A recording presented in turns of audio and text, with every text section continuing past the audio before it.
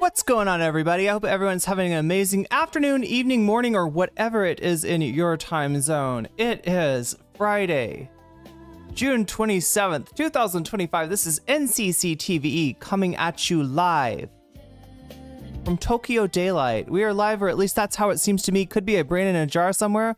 Don't know, don't particularly care. Shouts out to all my weasels out there, all my forest creatures rocking out to the realest of the real.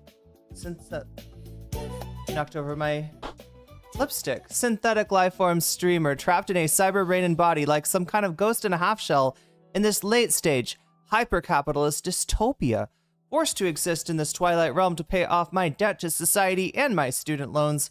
I hope you're having a good day, whoever, whatever, wherever, and however you are. We're about to jump right into it here on twitch.tv, youtube.com. High risk, high reward, high on life.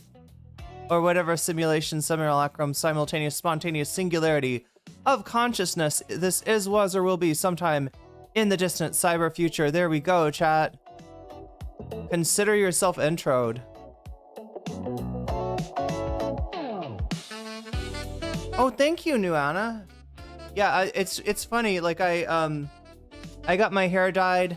I got a little bit of a glow up, and people are like, you know, every day there's people coming in that haven't seen me since, and they comment, and it inflates my ego. It's like a bicycle pump for my ego, which is good as long as you don't overinflate it, right? Because you don't want to ride around on overinflated tires. You don't want to ride around on an overinflated ego. I like to keep it 100.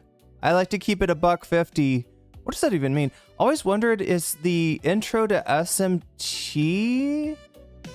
I've always wondered, wait, if what is an intro to SMT? If Tokyo Daylight is a SMT, is the intro an SMT2 reference? Oh, the intro that I do. Okay. Well, considering that I haven't played it, I don't think so, but you know, I don't know. We're all kind of embedded in each other, including myself and the creators of a video game that I've never particularly played. So I don't know, you know, like maybe that's just the magic of the music. Maybe that's just the magic of the butterfly. I'm not sure. Yeah, stay chill. Good moods today. Feeling like I'm trying to project that good mood out there. It's mostly been a good week. I mean, it didn't start off great, you know, with the bombing Iran, but we do now have an evil Islamo-socialist mayor of New York, so I'm pretty happy about that. I am, like, if I was in a newsroom, though, I'd be alone in that. Chat, I was just looking at a clip. Somebody on CNN, not Fox News, not OAN, legit just said that I'm not sure if I feel safe living in a city with a Muslim mayor. There's no cost to that, right? If you say I don't feel like safe living in a city with almost anybody else mayor, I mean, maybe you could get away with saying I don't feel safe in a city with a trans mayor, but there's not a lot of shit that you could throw in there and that be okay. You certainly would not get very far if you substituted the word Jewish for Muslim there, or, you know, even Christian, right? You know, obviously there's not any real discrimination against Christian. You still would get a lot of shit for saying, in fact, probably more shit. Irene is descendant from the giants. She is tending the fell flame. Globalize the enchilada. That sounds delicious. Davi, you just made me hungry, or rather you reminded me of the fact that I'm hungry. I don't feel safe living with Adam. I know you got a fucking... Okay, look, you got a mayor that's an agent of Turkey. He's a foreign agent, unregistered foreign agent, allegedly. Allegedly, chat. And you don't feel safe with Zoran, right? You got a guy that's running for mayor that you know is got multiple credible allegations of SA against him, and you don't feel safe with Zoran? I think you don't know what safe even is. Oh my god, chat, I just realized that I've got I made myself a matcha milk and I don't have like a cup for it. That's sad. I just have my water. Oh well, I'll figure out a way to drink it anyway, somehow. San Francisco said the same thing when Harvey Milk was... Yeah, I don't feel safe with a gay mayor. He's gonna redecorate City Hall. I don't know. Insert your favorite stereotype. Zoran will be the hottest mayor in NYC history. He does have that going for him. As a Shia, I'm scared of living under a Sunni mayor, Erica Atums.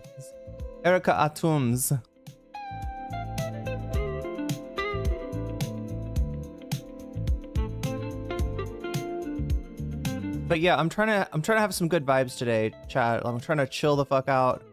It's been a week of a lot of unnecessary anxiety for me, and I'm trying to shake that off like some sort of intifada, which I want to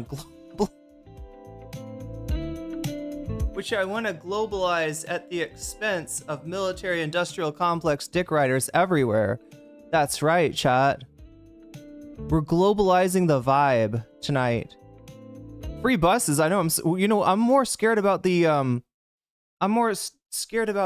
state-owned or city-owned grocery store in every borough.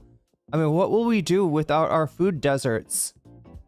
My boyfriend is snorting my estrogen. What do I do? I mean, I know what I would do, but you probably shouldn't take advice from me. I have had many relationships and none of them particularly long lasting. So I don't necessarily want to push my reaction on you, Nuana. But that is concerning. Snorting it too. Like, what do people not understand about sublingual? It's supposed to go under your tongue, right?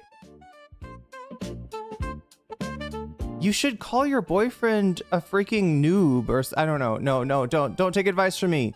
Again, take advice from me only if you want to end a relationship, not if you want to maintain one. Oh my god, affordable groceries? Yeah, a public option for groceries? Oh my god, not letting the grocery cartel get away with fucking price gouging whenever they can? Trade offer free buses, but you must live and work under Sharia. Uh-oh, what's happening? Is everything okay there, Nuana? Yeah, again, don't do what I do. I mean, like, I'm the last person to consult when it comes to relationship advice. Okay, I shouldn't beat myself up like that, should I, chat? It's a new day. It's a new country. It's a new everything. It's a new nail color. It's a new hair color. I'll just let it slide this once, as long as you got enough, right? As long as you got your, you know, as long as you're sitting on a stash. I should have done that, chat. Like, I don't know. Like, I should have just stockpiled when I had real good access to my prescription. I should have stockpiled like a motherfucker. And now I'm stuck dissolving it under my tongue. Did you see the compilation of Eric Adams saying New York is the Dublin of America? But every time he says, a new foreign capital city to a new crowd? Oh my god.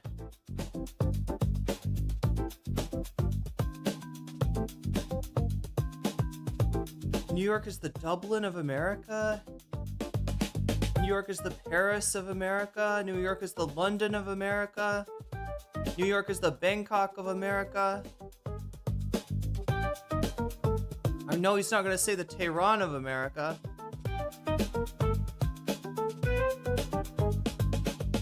Here's a silly pickup pun. So a pickup pun, that's like a pun that also serves as a pickup line. Far and Wolf, I gotta ask you, do pickup lines like ever work?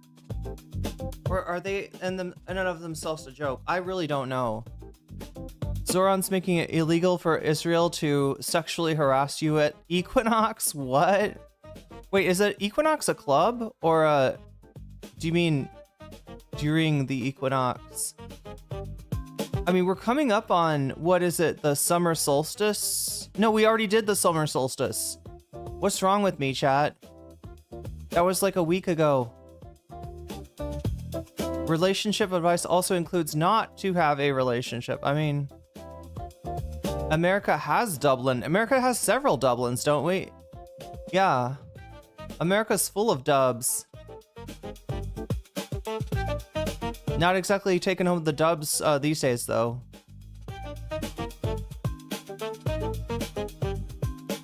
But yeah, the silly pickup pun, are you a spelling error because you're definitely my typo? There we go. I mean, they say that, like, what? Humor is the strongest aphrodisiac? Is that what they say? Or am I just making that up? I can't tell, chat. I might be making it up. I might have just invented it. He said Indians are the Italians of the East and Italians are the Indians of the West? That doesn't even make sense. Equinox is a gem. Oh, like a nice one with the good squat racks? Like the ones that have, like, I don't know, like 10 squat racks all in a row.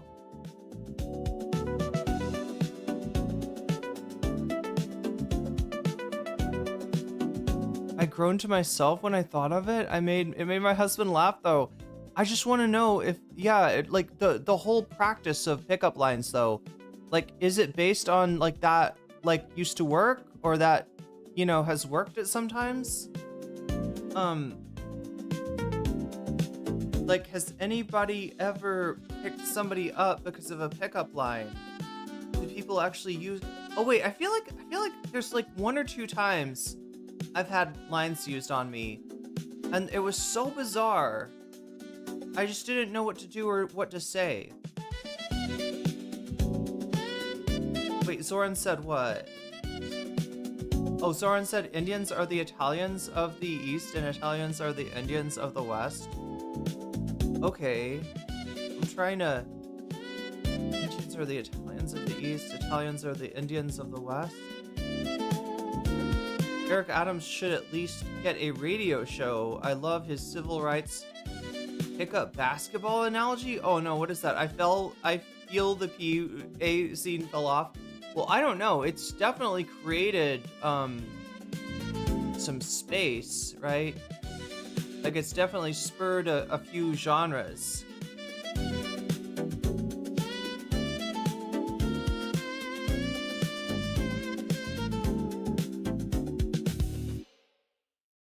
Oh, it was when you talked to Hassan.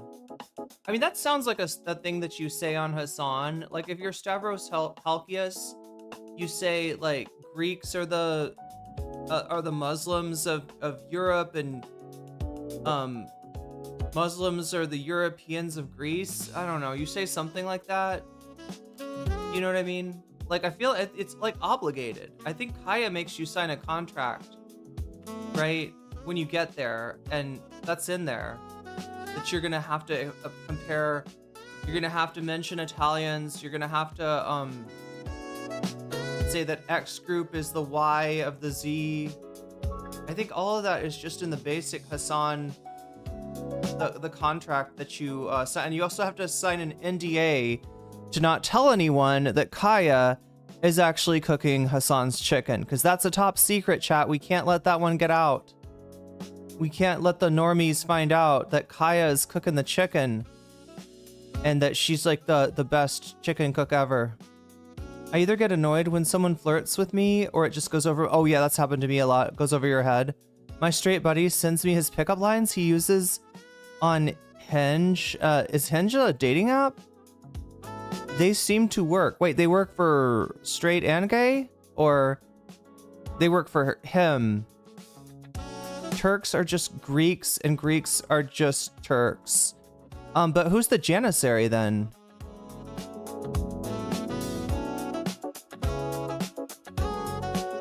Wouldn't it be funny if after all this like fucking politically incorrect talk of Janissaries, like that like I get in trouble for saying it? You know what I'm saying? Like Hassan is constantly joking about this shit, but people only notice it when I like repeat it as a half understood joke. She's a very good girl, to be fair. She's a very good cook too, yeah. She seasons the chicken with a proprietary blend.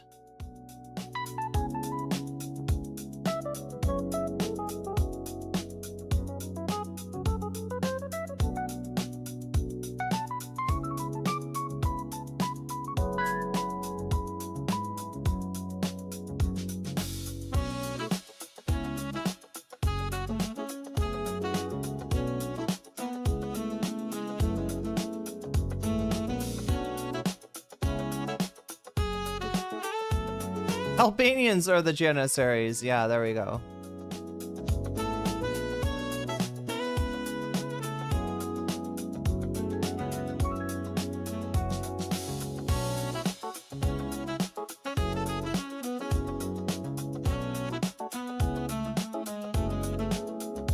Iranians are the Germans of the Middle East. We both love the worst club music. You both have the kind of music. That's my stereotype of German club music. Although I've never been to a German club, only a French one. And that was weird. That was really weird.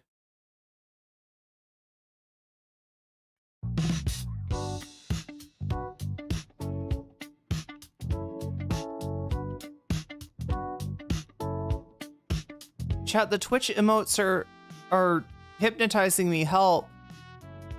Help, chat. This is not the night to be sleeping.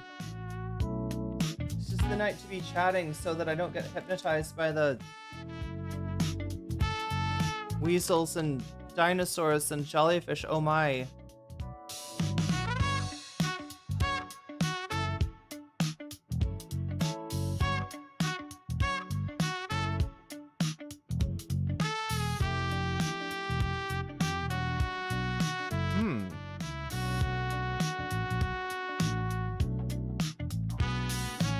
Although I'm feeling these boiled peanuts. Oh my god, they're hypnotizing.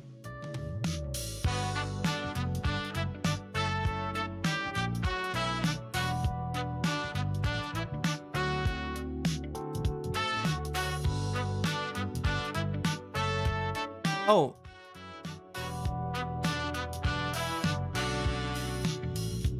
I finished Ava. Like, I watched all of Ava. Oh, wait, maybe I didn't, though. Wait, what all is there to Ava? There's, so close to 15K. Any plans? What should we do? Any ideas?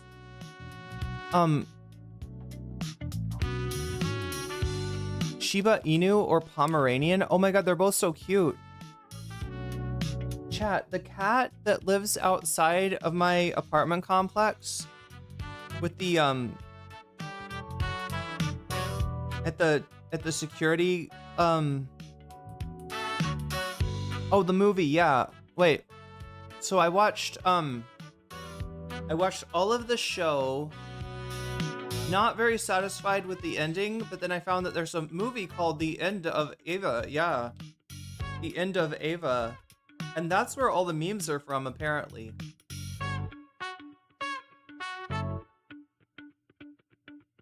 We got doggos in chat, but yeah, chat, there's this one cat that lives outside of my apartment complex that, like, the security guards take care of, and it is so cute. It is so adorable. It is unbelievably, and I want to pet this cat, but I know that it's probably like a soy cat Oh my god, chat, I should explain soy cats and soy dogs, all right? So in Thailand, there's a bunch of, like, would you say feral? I don't know if you call them feral or they're just like no one owns them. There's a bunch of dogs, right? There's a bunch of cats. And people do take care of them, especially at the temples and stuff. They get taken care of and people will feed them and stuff, but they're not exactly socialized. And I definitely wouldn't call them domesticated, right? So I think that a lot of times people will just adopt, and the reason they're called soy is that soy means alleyway in Thailand. Oh my god, those dogs are so cute. The cat collects Pop Funkos. But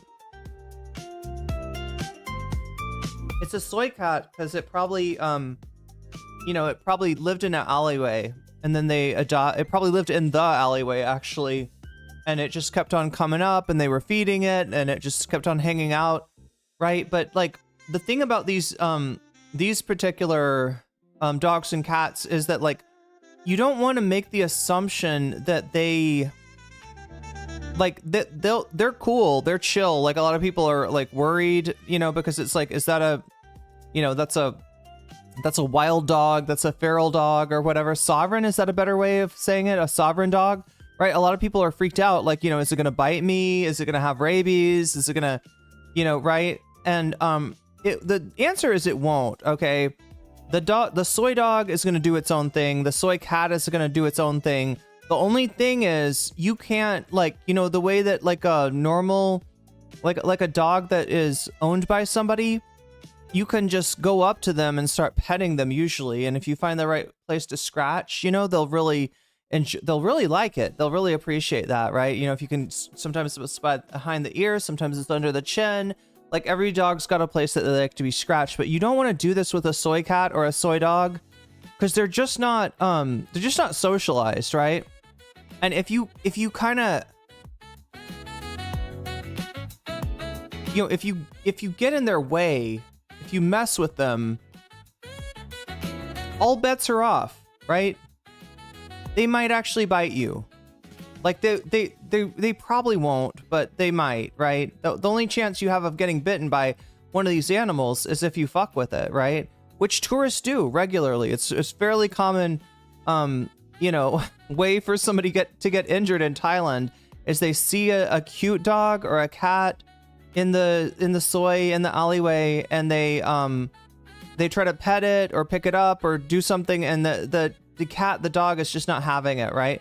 So I don't want to, like, I just kind of like always look at the cat and stuff, but like I don't get the feeling that I've got the invite to like come and pet the cat, right? It doesn't feel like, I don't feel like the cat is saying, I want to scratch behind the ear or anything like that. They're eating the boys, they're eating the girls, they're eating the envies and of the humans, I think you'd have to make that of the pets that live there, right?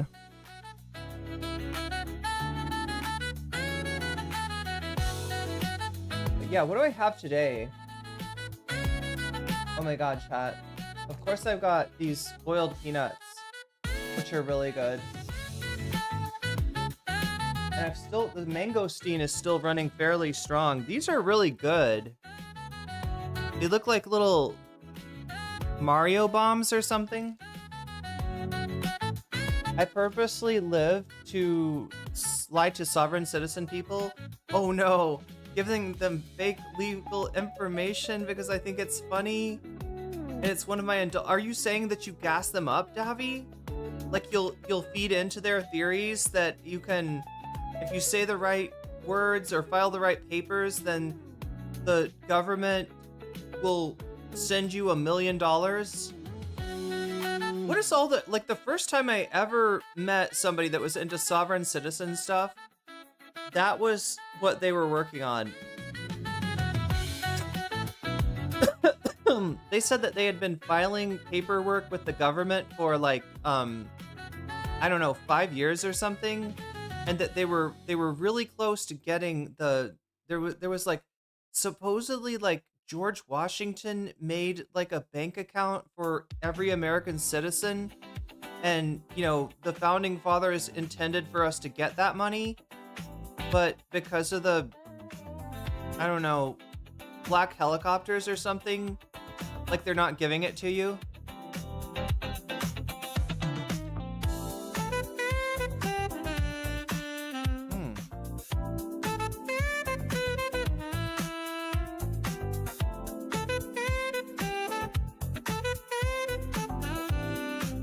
But yeah, the one that, like, I know there's a lot of things that sovereign citizens do with their elite knowledge of what is it called? What does the British call the British like the old laws? The bank I work at is 200 years old. I'll check on Monday. Yeah, I gotta check if that money's in there. They think that there's a legal code you were given at birth that you purchase your citizenship, but the government sells us to China and the bank records were destroyed on September 11th. Oh no. Common law, thank you. Yeah, their elite knowledge of common law. They can so yeah, one of the things that they work on is like what Davy and I were just talking about, which is like the idea that there's a bank account for each and every one of us, and we could claim like millions of dollars. We're owed millions of dollars. We're born with $1 million in the bank, and somehow George Soros is yes, George Soros comes in and takes it out.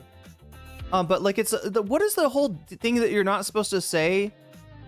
Like it's something about like signing paperwork, or you can't refer to yourself as something or other, or else you lose it. Yeah, we're just talking about sovereign citizens, chat. But yeah, there's this scam where they get money from the government, and then there's the scam where they don't need a driver's license, and no, oh my god, it's like no cop is allowed to pull them over, or no cop is allowed to arrest them because they're a sovereign citizen. Oh my god, I'm trying to remember what is this whole thing.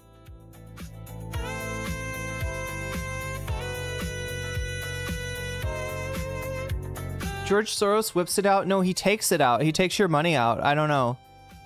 George Soros comes along and he steals you. You've got $1 million in the bank that George Washington wanted you to have, but then George Soros comes along and he takes it out, and so you don't get it.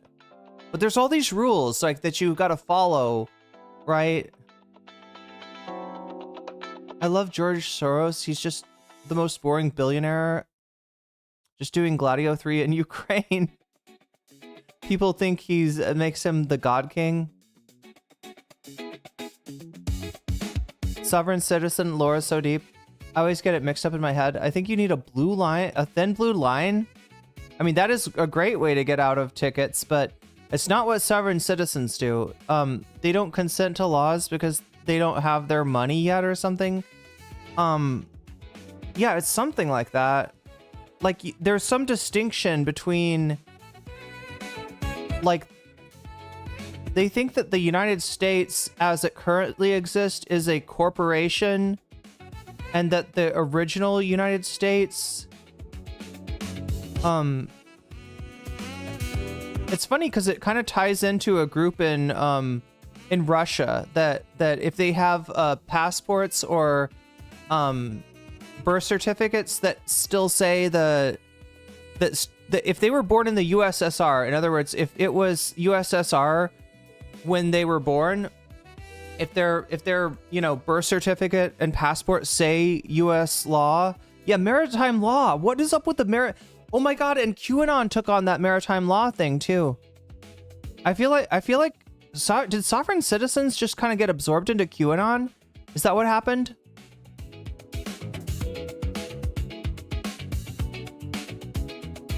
But yeah, the Russian version of sovereign citizens, they will show their passport and say, I am clearly a citizen of the Soviet Union. You are what? A cop from Russia? I'm sorry, sir. I do not recognize this country. I'm a citizen of the Soviet Union. You cannot stop me. You cannot pull me over. You cannot detain me because the dissolution of the Soviet Union was illegal and therefore it still exists. It's something like that, right?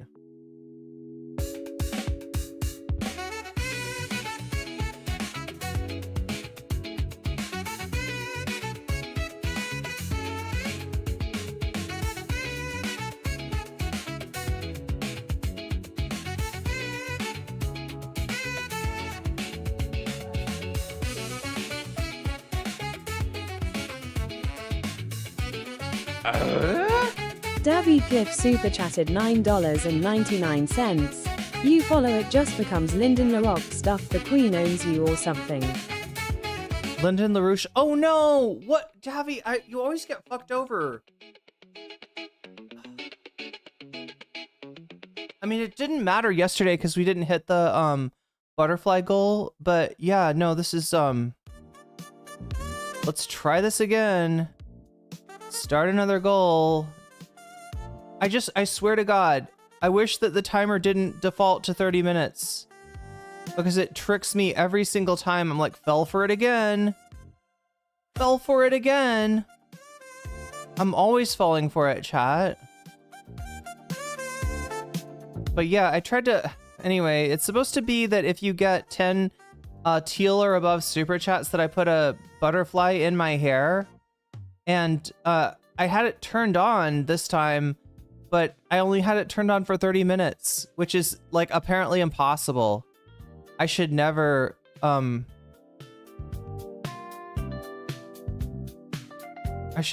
it like that.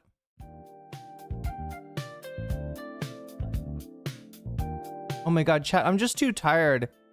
I don't know what keeps on happening to me.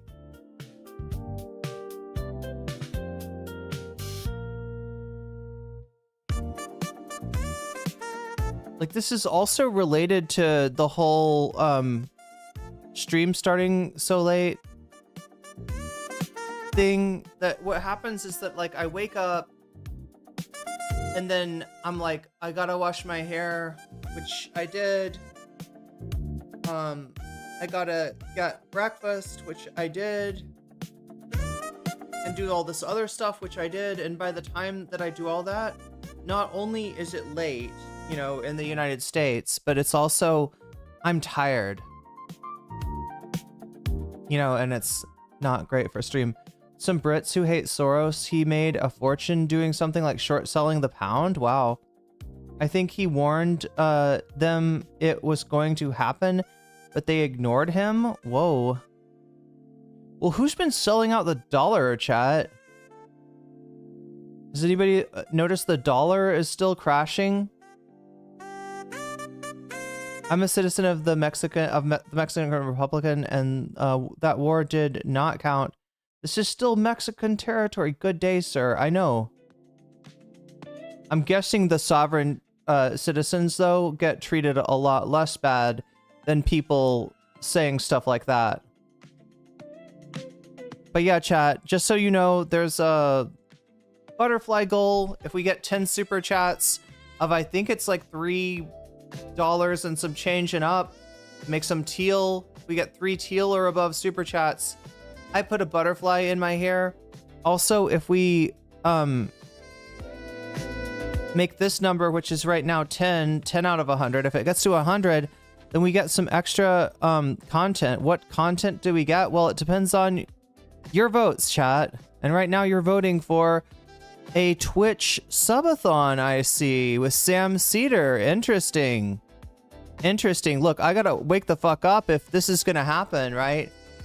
Because this is like what I'm planning on doing here, chat, with this Jubilee thing is I'm not allowed to watch Jubilee on YouTube, right? Anytime that I do watch Jubilee, my stream gets taken down and bad things happen. Bad things happen to my channel. And chat, we can't have that. We absolutely cannot have that, right? But so I thought that since I never watched any of the Jubilee stuff, that it might be fun sometime to watch it on Twitch, because Hassan watches it on Twitch, people watch it on Twitch. It's not a problem on Twitch, apparently. It's perfect. It's just fine on Twitch, right? And so yeah, the idea was we do a subathon, meaning that we start off with the Sam Cedar one, because that's the one that everybody's really interested in, and then we keep going, potentially, right? A subathon means that you can add time to the stream, that every time somebody donates or gets themselves a sub or uses bits, or even just following the stream will make the stream last for slightly longer, right? So we see how long we can draw the stream out, because theoretically I could watch more than just Sam Cedar. I could do the Sam Cedar, I could do the Jordan Peterson, the guy from Ethan Klein's Cliff super chatted $9.99. I love Jeb Bush because his dad devoted his life to bullying the Birchers, but then Jeb just believed all their nonsense. Wait, the Birchers? Oh, the Birchers. I'm sorry.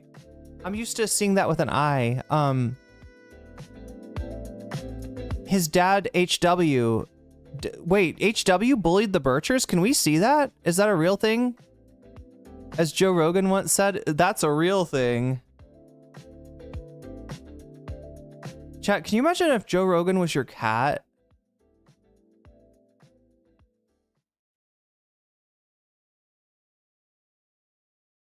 I don't think I'd want to have Joe Rogan as a cat. Yeah, I wasn't aware of that. Who was it? National Review guy, William F. Buckley. I've heard of William F. Buckley. Was it Birchers? Yeah, I thought it was Bircher. He tried to like chase, didn't he try to chase the Birchers out of his party? Like, and this is why you got the Republican Party of like George H.W. Bush. Like, this is where that came from. There were some people in the Republican Party back in the day, back in like the 50s, that just did not, they were not coping very well with the post New Deal consensus. That is to say that, you know, everybody who was taken seriously in politics kind of accepted the New Deal more or less as the political framework that they were dealing with. And the Birchers thought everyone was a communist. The spiritual grandparents of Q, are they really that? I thought they were just hella anti-communist.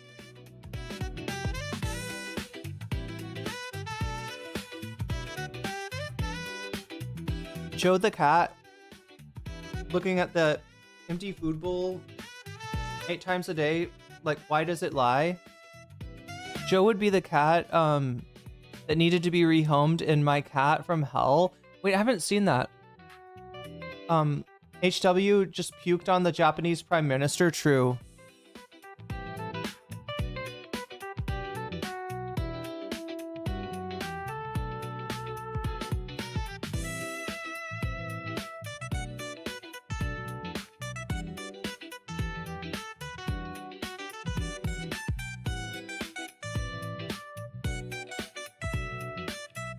But like I said, chat, when I miss a super chat, I always honor the butterfly goal when we're at 9, right? So that's what happened this time. If we get it to 9 out of 10, I will put a butterfly in. If we get it to 10 out of 10, then you will see the ticker tape. You will see the confetti fly from, which I think is the whole point of the super chat goal anyway. It's kind of hard to figure out what to do with it, and but I think what people enjoy about it is that you can make confetti fly, which is pretty cool.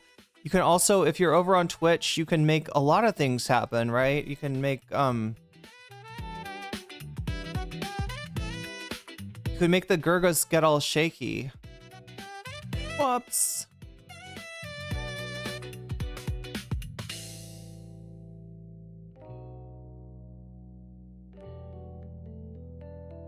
I miss the days when the worst presidential behavior on international headlines is puking on the Japanese prime minister. I mean, that's pretty wild. Wait. Do you have to make them capital? Is that how that works?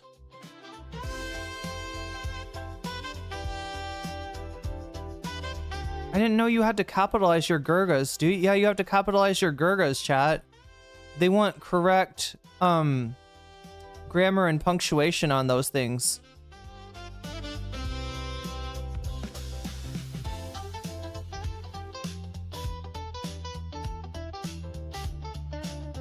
So yeah, speaking of shaky Gurga, we haven't really caught up with Cenk and Anna in a while. I think I covered them sometime this last week over just kind of an unhinged oh yeah, what was it? It was the debate with Krystal and Kyle, and then Cenk and Anna's cope stream about it, right? But we haven't really been paying that much attention to them. Ethan Klein has been taking up all the oxygen in the room, and also world events too. World events have been taking up a lot of oxygen, so we haven't really checked in with what's going on with Cenk and Anna, and that's why I thought it would be a good day to check in with the Vanguard. And when I looked at what the Vanguard had been talking about when it comes to Cenk and Anna, because they're just on that beat. I don't know what it is. They are the TYT whisperers. Super chatted $9.99. Bush did Phoenix program. They were just less goofy, but just as evil. Wait, what's the Phoenix program? Wait, the Phoenix Ranger, like Featherman program?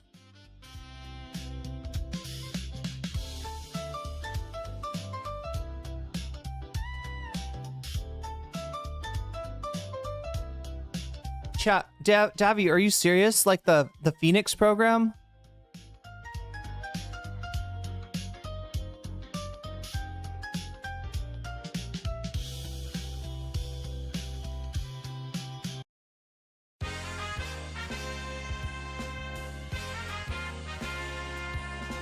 I don't know what it is about Featherman, but there's something about Featherman that like stirs my heart, right, chat? I feel like almost like memories coming back to me, right? Masks, plastic masks, a temple in the summer, people calling me big sis for some, yeah, I just like the weird memories on strange reflections on this night. Although it's night for you, it's daytime for me. You can see the natural light coming in from the window. I appreciate their commitment and pettiness. Yeah, we gotta run the Featherman music, but like, is that what we're talking? Is it the Phoenix program? I've never heard of this. Trump pooped his diapers? I mean, what is he? Doesn't he have a urostomy bag? Have we decided that? Featherman. I fucking love Featherman.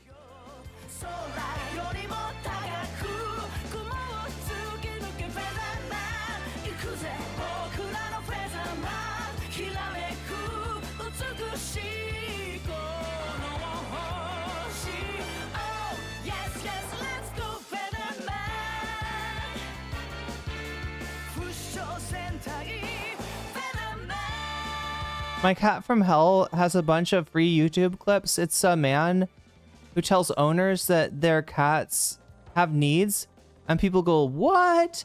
Oh, so the idea is that people are like, "My cat is from hell," and the guy, is it Jackson Galaxy? It's not the cat whisperer guy by chance, is it? Are we talking about the guy that yes, the guitar case guy?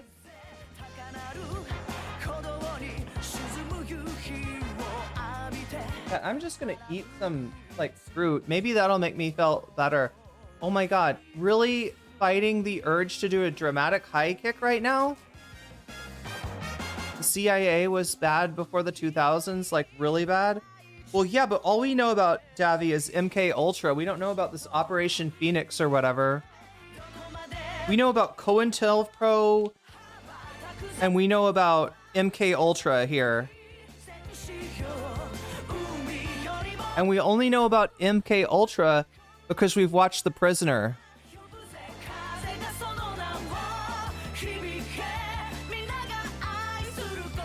I thought that Jackson Galaxy had an actual show on TV, though. I didn't think he was a YouTuber. Oh my god. I don't know what it is, chat, but they cut fruit like this here. Like they have these... Do you see what I'm saying, chat? See the ridges? See how the papaya has ridges? They cut fruit like that here, and it makes it taste better. Mmm.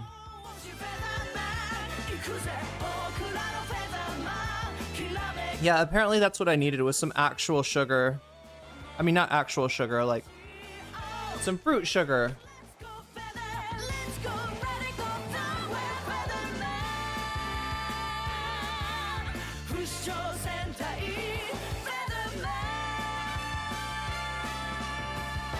Is it Busho Sentai?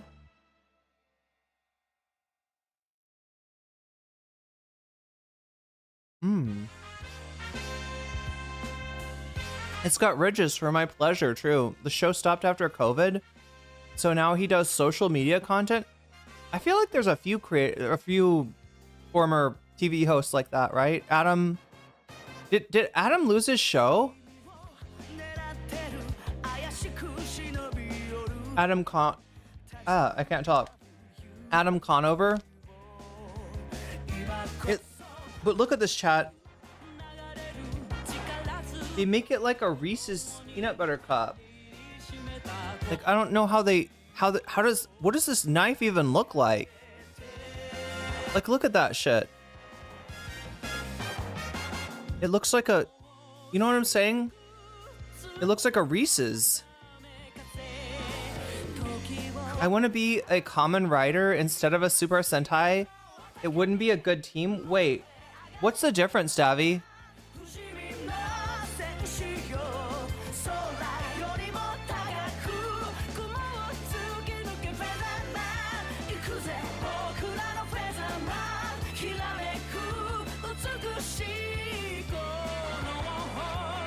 It's okay, Davy. We'll both be members of FaZe Clan, so I think we'll always have FaZe Clan.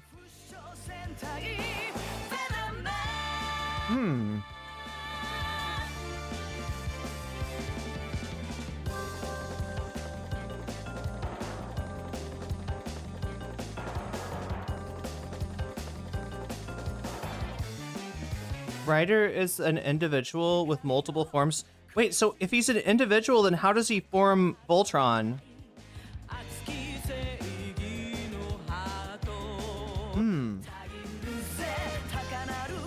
Okay, that's the last one.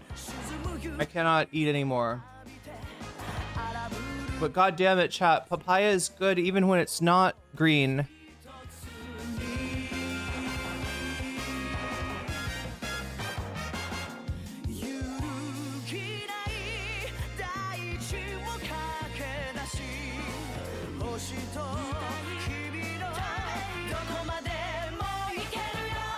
Oh, I see what you mean. Yeah. So a common rider is like a lone wolf.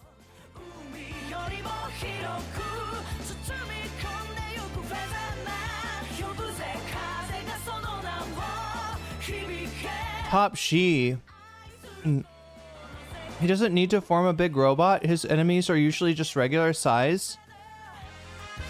Until Rita comes along with that magic wand, Davy, and says, "Make my monster grow," which was an early form of Viagra, right? That's what they used to do before they had Viagra, was you'd get a witchy looking woman to wave a magical staff over your thing and say, "Make my monster grow," and then that was how erections were achieved back in the day.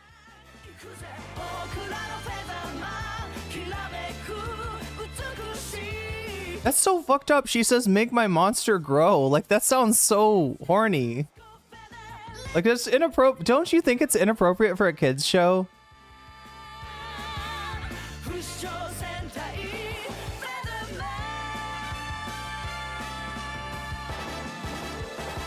But I just want to see the big robot form, like, right? I like that shit. You know, we're like, it's like, okay, I'll be the leg, I'll be the arm, I'll be the head. Picturing one of those little dehydrated sponges. Oh, and it says what are those called? Wait, are they sponges? I thought they were like little erasers. Very, yeah, Rita was definitely serving. Yeah, did you know, chat, that Rita actually like turns out to be a good guy? I think at the end. I've never seen how this happens, but like, I'm pretty sure she's actually like, she's like on their side or something. I don't trust myself with a giant robot. Well, yeah.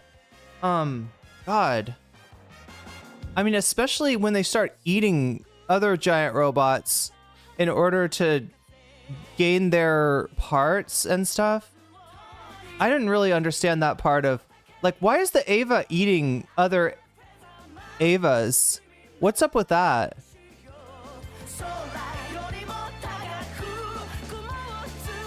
Rita becomes a god in the sequel series? Yeah.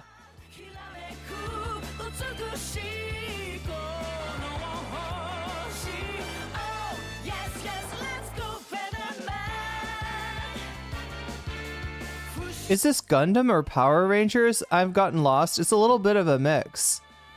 But yeah, that being said, chat, I finally completed Ava, and it changed how I see the world forever.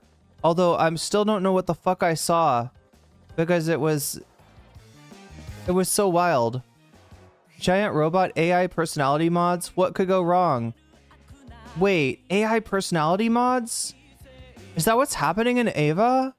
Is that why Shinji, like, his personality does change?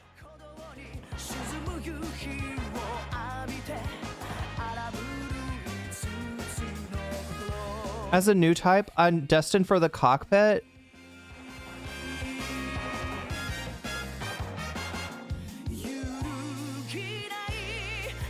I mean, the cockpit is just nice, right? You know, it's like your own little personal space. You can go in there. Chat, I feel like I was like an Ava pilot. Like, I would have to have some kind of thing so I could like I'd have to have a blender in there and like a long tube that's like a hose, and it would go into my mouth, you know, like one of those Camelback things, and I would just it would be like, okay, so like the fruit goes into the smoothie. Davy Cliff super chatted $9.99. That Elon X Char Gundam speech is perfection. Elon X Char Gundam speech? Wait, what is that?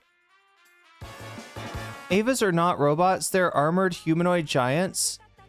The Ava Shinji pilots is actually formed from his mother? Yeah, I thought Ava was your mother. So, like, isn't it for Asuka? It's like her mother too, and then Rei basically is the mother, so she can pilot in number 0.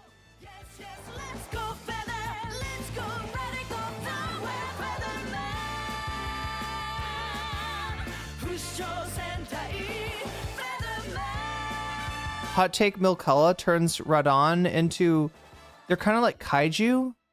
If you go in a small pod that has a dangling tube for me to use, I'm not going to use, I'm not going, wait, if you go into a small pod that has a dangling tube for me to use, I'm not going in that pod. No, it's like to drink, right? You gotta absorb your, Avas are like, they're more like AOT giants covered in robot bits. I did notice that, right? That they're not exactly robots. It's not mecha. That's what I determined from watching Ava. I always thought that Ava was a mecha show, and that's why I didn't watch it. I was like, mecha's not for me. And it's not for me. You got to be into tech. You got to be into gear. Do you have to be into like military? You have to have some pretty niche interests, I think, right? It's literally a mother womb in the LCL. Oh shit, I never thought about the LCL is like amniotic fluid. They are biological in part. So Ava went feral. The Ava went feral at one point and consumed the S2 engine, which I can't remember what engines actually are. It's not mecha, it's Vor. Yeah, so it is like, so yeah, so then Hassan's wrong about Attack on Titan. Like, Hassan says that Attack on Titan is mecha, but I don't think he's, like, look, I think Attack on Titan, the connection is to Ava. It's not to Gundam or to any other mecha show, right? It is specifically to Ava, which, yeah, as Rooster Rick says, is the anti-mecha show. It's the mecha show for people who are against mecha. It's like an AI for people that are against AI, chat. It would be perfect for me. S2 engines are the cores that make children of Adam... Wait, I thought the children were like Shinji, Rei, and Asuka. And that other guy that's actually Adam that wants to get crushed by the Ava. Attack on Titan is flesh mecha, but like that's the whole thing. Is like, you know, you think of these mechas when you first watch the show, you're like, okay, giant robots, right? And as you're watching it, you realize that's not a giant robot at all. There's nothing robotic about that.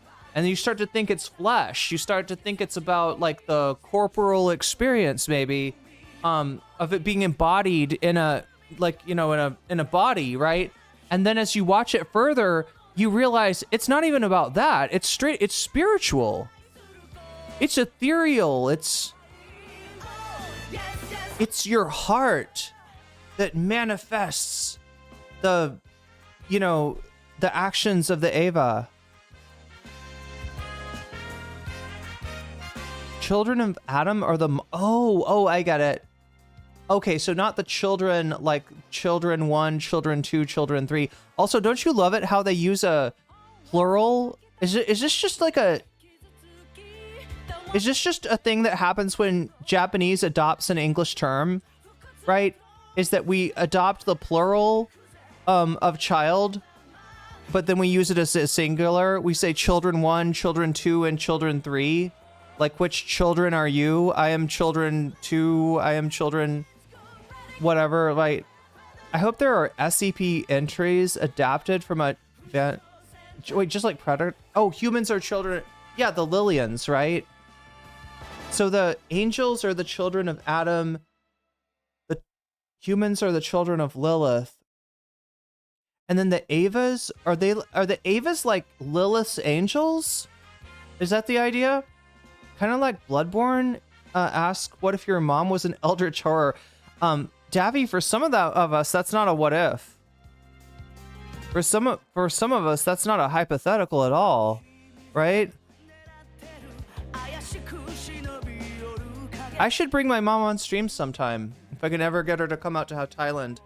No, I'll probably never see my parents again. They'll probably die and be buried before I even talk to them. But that's the price of freedom, I guess.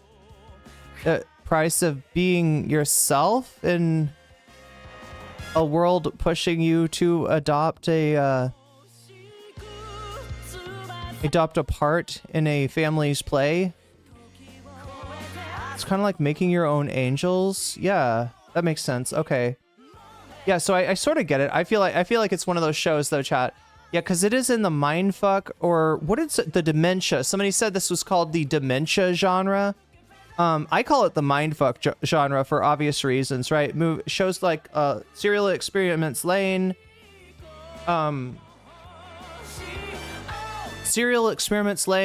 Boogie Pop Phantom, Evangelion, Fully Cully, right? These are shows that you gotta watch more than once if you even want to partially understand them.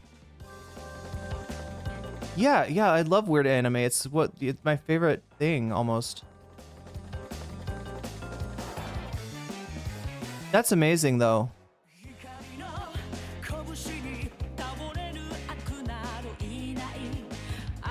But I feel like if I watch it enough, like, I'll, like, understand the meaning of life. Like, especially the breakdown, what is it? The instrumentality?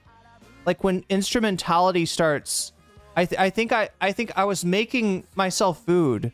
I was cooking food when the instrumentality started, right? And so like all the weird stuff, like all the it's a psychodrama, isn't it? They're doing like a psychodrama. They're all like inside Shinji's head, sort of. And they're like acting out the psychodrama. And I feel like you got to pay like close attention. But yeah, you'll understand the meaning of life after watching it X number of times. But then if you watch it, like if you watch it X times 10 more times, you'll literally lose your mind. And you'll think that you are, I don't know, you'll perceive yourself as either Lilith or Animus. You're abandoned by your parents? I mean, my dad abandoned. Yeah, it's complicated. It's complicated. I'm still trying to get the fam back together, but I don't really know what their deal is anymore, right? Like they say that they want to reconnect and then they never do. And so it's just kind of like, hey, I get busy too. I mean, like I sort of understand that. Like I understand 1 week, I understand 1 month, I understand 1 year. But when it starts to get to 2, 3, 4 years, I don't think anyone understands that. It's just like, you know, what the fuck? But anyway, chat, we should get to this content, shouldn't we? We do have content, not just Ava, to talk about, even though I finally finished it, and it feels like some sort of an accomplishment, I guess, in that this thing that I barely understood, that was so universal in, like, you know, the culture, like I now sort of understand it.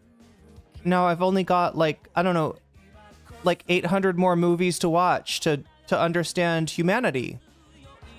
And that should be pretty cool. But the first thing we gotta do is understand what's going on with this bonus content, right? Like which one are we likely to get? Will we get one at all? This is all stuff that is dependent on somewhat on you a little bit, chat, right? So right now 59 of you have voted on the poll. The poll is going on over on youtube.com nocommentchick, and I gotta change the feather, man. All right, I mean, this was cool at first.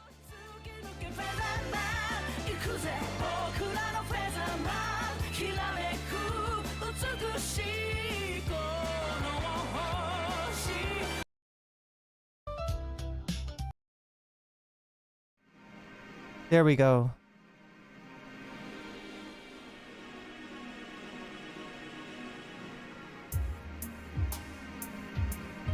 Have you ever watched the L Word? I watched it like a long time ago. Most of it? I don't know if I saw all of it.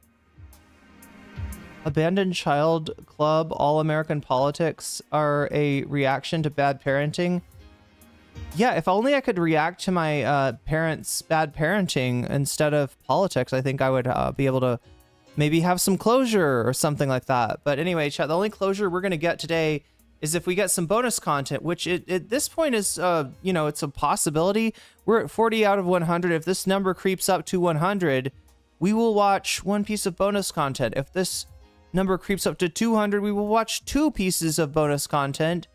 And we've got a lot of options for you right now. So let me read them off. In first place, we have Sam Cedar Jubilee Twitch Subathon. So chat, this means that I would have to shut off the YouTube stream and go over to Twitch. Of course, YouTubers, you know, you would come with me, right? And we would watch Jubilee. We would watch Sam Cedar face a Jubilee panel on Twitch, right? And it's a subathon, which means that if the time gets extended, which it does every time that somebody does a sub or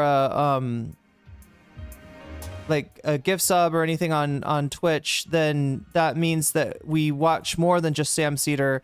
And it's almost endless, chat. There is a ton of content on Jubilee. It is all fucking catnip.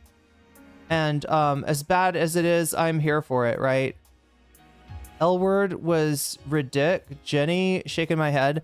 Wait, was she the one that was like, no, wait, who was the, wait, I don't remember who anybody was from the L word. I literally don't, I've forgotten it all, chat. But yeah, the poll, we got Jubilee, Twitch Subathon coming in first place. We got Ethan Klein responds to Vadim. That's right. He did respond to Vadim. It wasn't very satisfying. And, actually, apparently Quimon went over the whole, you know, did Vadim cancel or did Ethan cancel controversy, which is what it's turned into.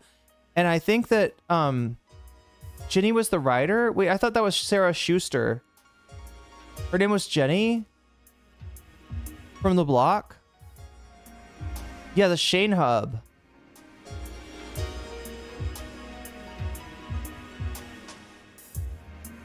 But yeah, that's in first place. Ethan Klein responds to Vadim is in second place.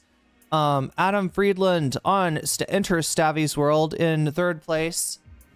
And Alligator Alcatraz, Is It Real? In fourth place, right?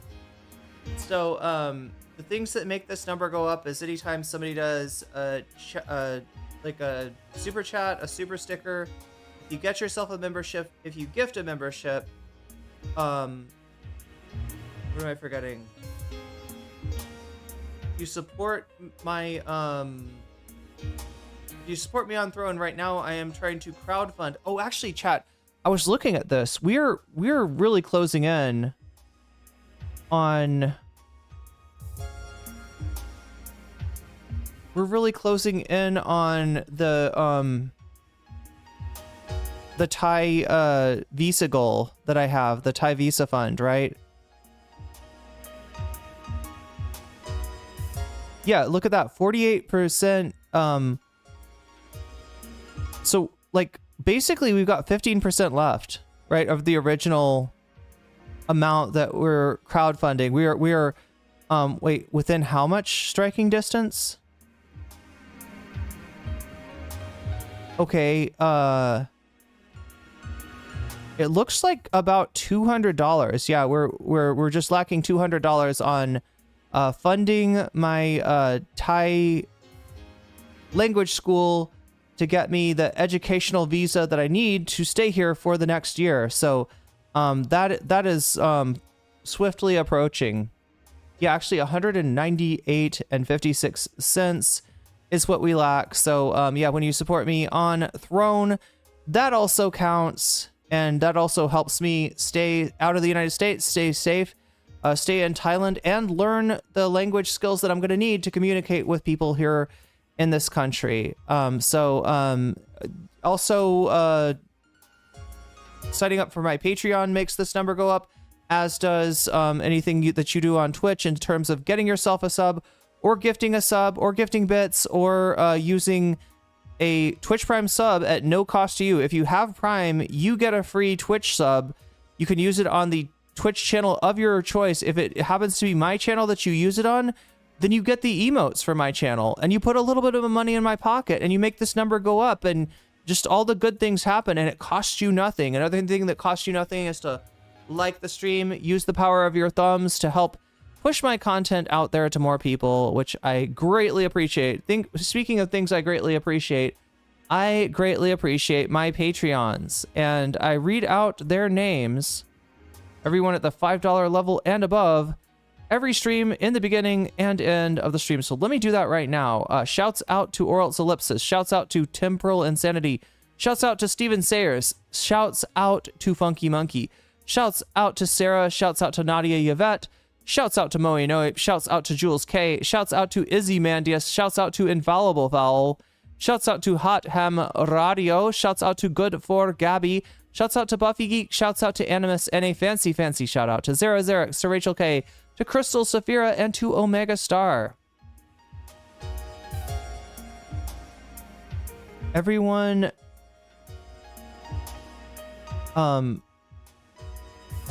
wait, everyone, Ali Friends liked Shane, shaking my head. I think Bet was cool, and someone else, I don't know, that show has got to be like 15 years old now. Yeah, I can't remember shit from the show. I watched it after, I think I watched it like on Netflix after it was it had been out for a long time.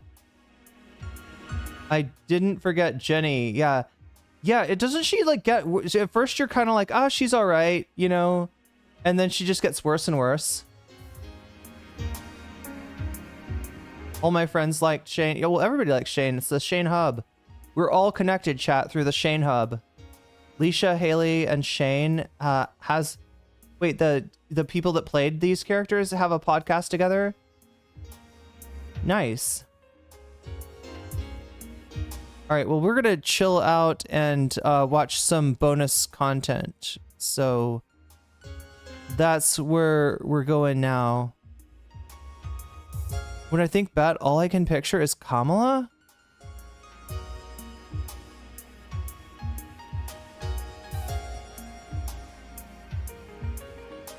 But yeah, like I said, we gotta catch up on TYT, see what's going on with them. We've been watching, we watched the ill-fated debate with Krystal and Kyle, where Cenk just looked like an asshole. I'm sure that if I watched Anna Kasparian on Pierce Morgan, which I refuse to do because I don't want to do self-harm, I would also feel the same. And yeah, Anna just got like embarrassed, right? Like that, her new employer, PBD, whatever, Valuetainment, right? They threw in that Adam Sosnick asshole who just came on with like a fucking hate boner for it. Like, this guy thinks that Anna's too woke. That was the wildest thing in the world to see. Like, he thinks Anna's too woke. He thinks that Anna's too emotional, and just like brought on a tissue at first and was like, here's a pack of tissues since you're so emotional, right? And because he couldn't get a reaction from that, he brings out a tampon, and here's something else you might need. Like, I don't know. It was definitely bad. So, but let's see what Francesca and the Vanguard boys have to say about that. That picture of Kamala sitting next to Liz Cheney, and Liz hits that same smile as her daddy. Oh, Liz Cheney has the Dick Cheney smile. Makes me think that she would have been very much about Iran. Yeah, I guess we'll never know. Because she failed to run a campaign that had a chance of winning. She took the Biden campaign staff's advice on everything, and it was terrible. Biden was on track to lose the campaign, and it turns out it wasn't just because of Biden. It wasn't just because he's Sleepy Joe and he can't, speak the English language. It was also because he had a horrible campaign staff that was not going to win anyway. And yeah, Kamala just, took that, and Anna, of course, didn't say anything. She's just going to keep debasing herself because her ego. Well, see, here's the thing. The people that she's reaching out to are the kind of people that would have a huge, if she had a problem with getting tampons thrown at her, if she had a problem with being told that she was hysterical because she's a woman, these people would no longer like her. So Anna's whole grift at this point, the direction that she's going, the audience that she wants, right, is an audience that she's got to play nice to all the misogynists for. So she's very much a loser. I rebuke her. Well, let's get on to the content, right, chat? Because I have been keeping you on edge for a hot minute here. So let's see what Francesca and the Vanguard, or we could even say the Frangard, if we wanted to. We'll see what the Vanguard have for us on the Bituation Room.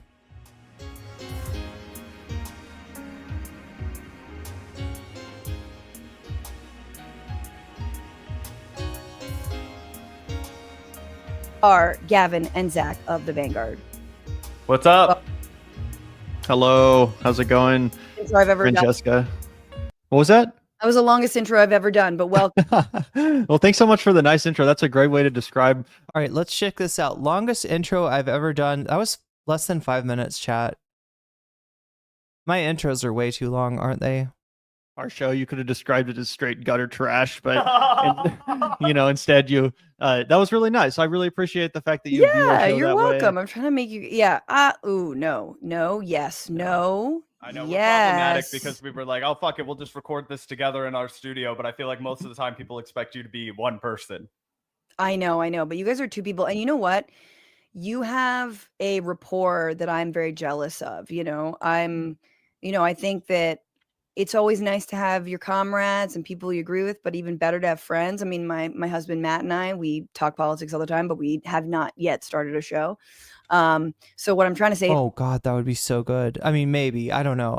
Like she says, not everybody has chemistry together. Even husband and wife maybe don't work as a podcast, but I feel like, look, if they had a podcast together, I would watch it. That's all I'm saying. Maybe it wouldn't be, maybe it wouldn't be as good as the Bitchuation Room or Bad Hasbra. So yeah, that's Matt Leave that she's talking about, her husband. Matt Leave, host of Bad Hasbra, the most moral podcast in the world. And it seems like they're both really funny people. So I'm like, I feel like that would be podcast gold, but we won't know until we put it to the test.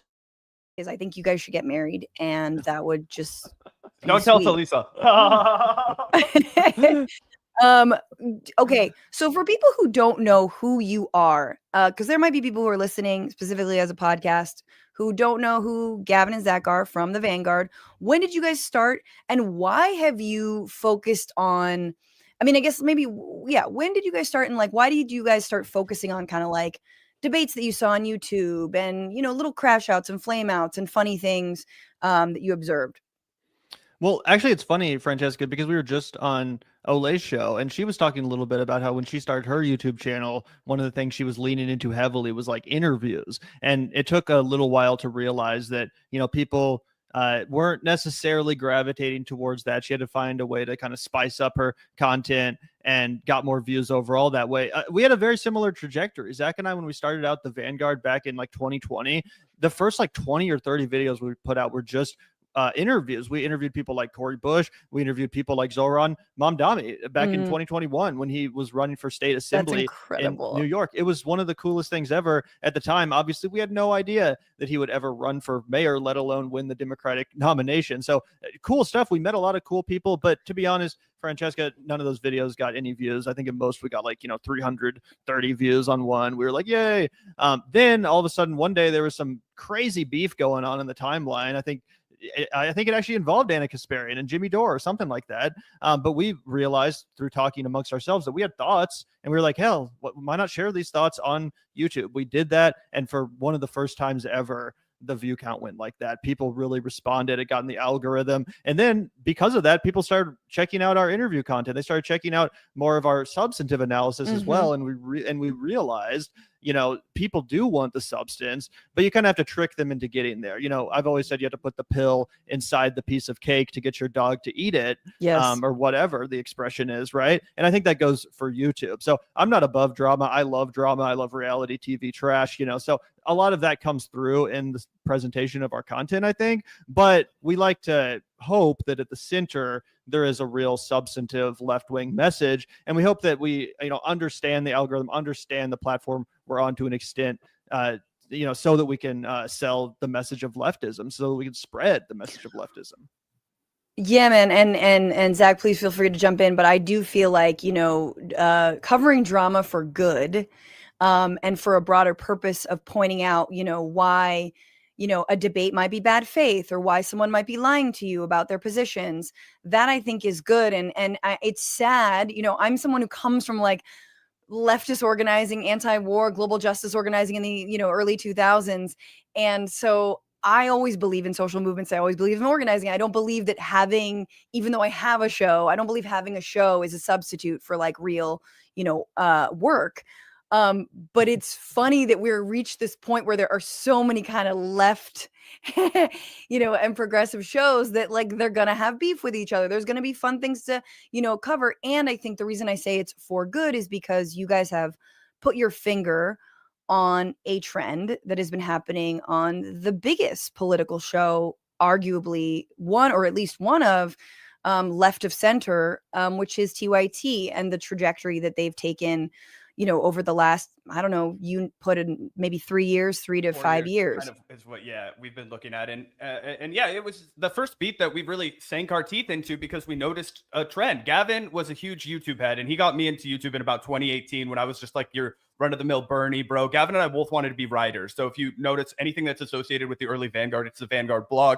We got a WordPress website. We were writing every single day for an audience of no one. We were just sitting in Gavin's dorm room or in my house, just trying to get shit done, feeling like we were a part of that Bernie Sanders primary, basically living vicariously through it as college students in the middle of the map where there wasn't as much energy for Bernie Sanders as we felt. And we followed it, really, really closely. We wrote about the Josh Hawley primary victory in Missouri. We've been following politics like deeply, deeply since we were in high school. We were both on. And where are you guys located?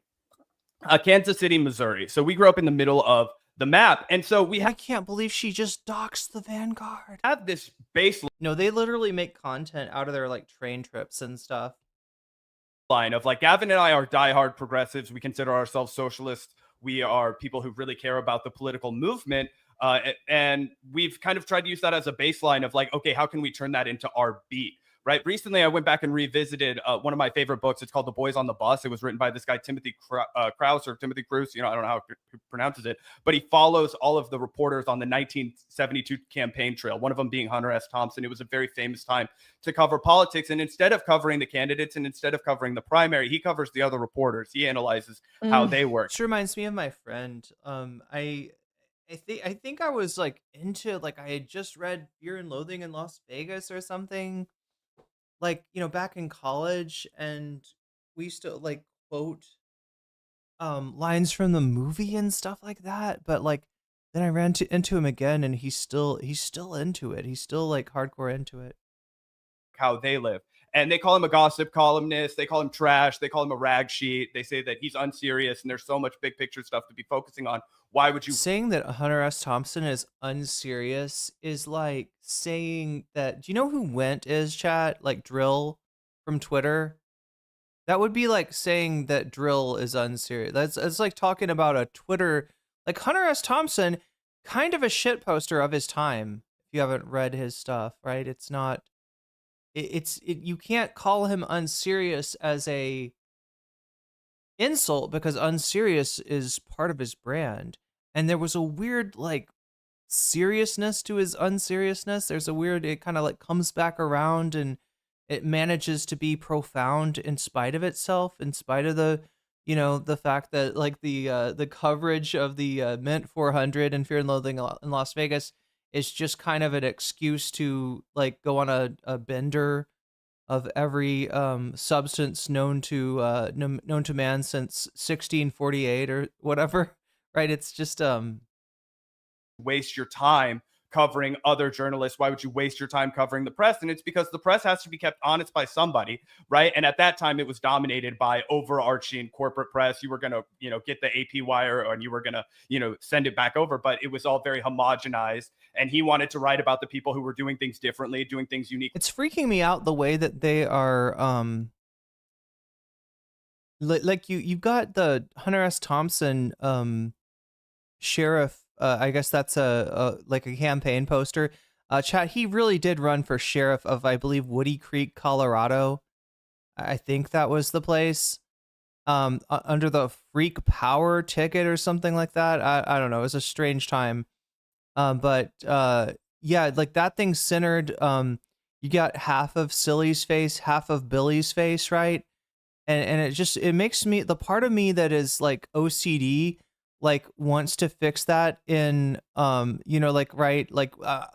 just start thinking like if I was Francesca, like how would I make this scene work? And honestly, I don't think she can without some heavy editing.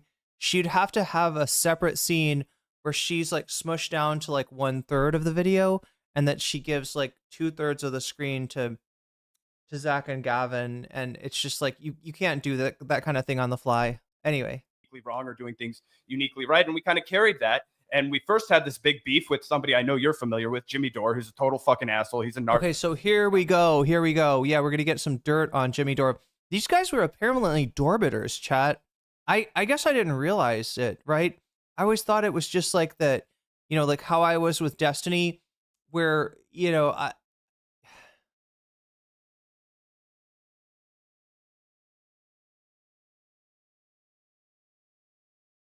I never really knew how bad he was until like later on. And so like I, talked to him a couple of times. It was always to disagree with him and stuff like that.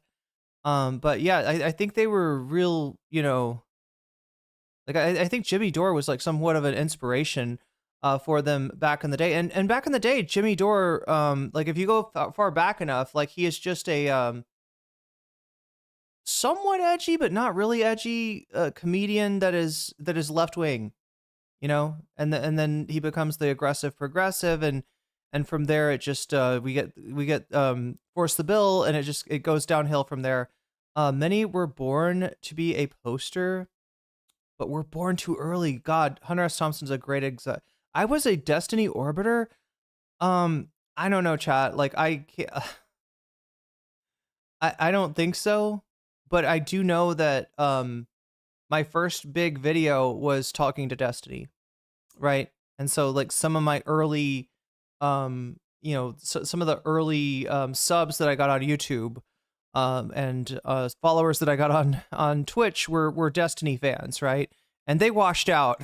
They washed out fairly quickly when I had criticism for Dylan Burns, but we went to war with him for about a year and a half, and finally we were like, we've kicked this dead horse a bunch. Like he went. Oh God, sorry. When you say like you were a Destiny Orbiter, Woody, you know what people think, right? You know what people think that means, right? And just like, let me just lay that to rest, that I never encountered Destiny in real life. Let's just put it that way. So not that kind of Orbiter. Totally anti-vax, totally Trumper, not fun. But yeah, it's a whole thing. Nobody explains it to you. Nobody gives you a contract, right? I just had friends. I was talking to them on stream. One of them was like, hey, Destiny is in my DMs and he wants to come on. Would that be all right? And I'm like, I guess so. I guess I can talk to the, huge streamer, like, right. And I didn't really know what was going on. And I didn't understand that getting that many subs from talking to Destiny meant that you got like half of your community is DGG at this point, right? I didn't realize that was the, and I even got threatened by people who were legitimate Destiny Orbiters. Chat, those people play hardball.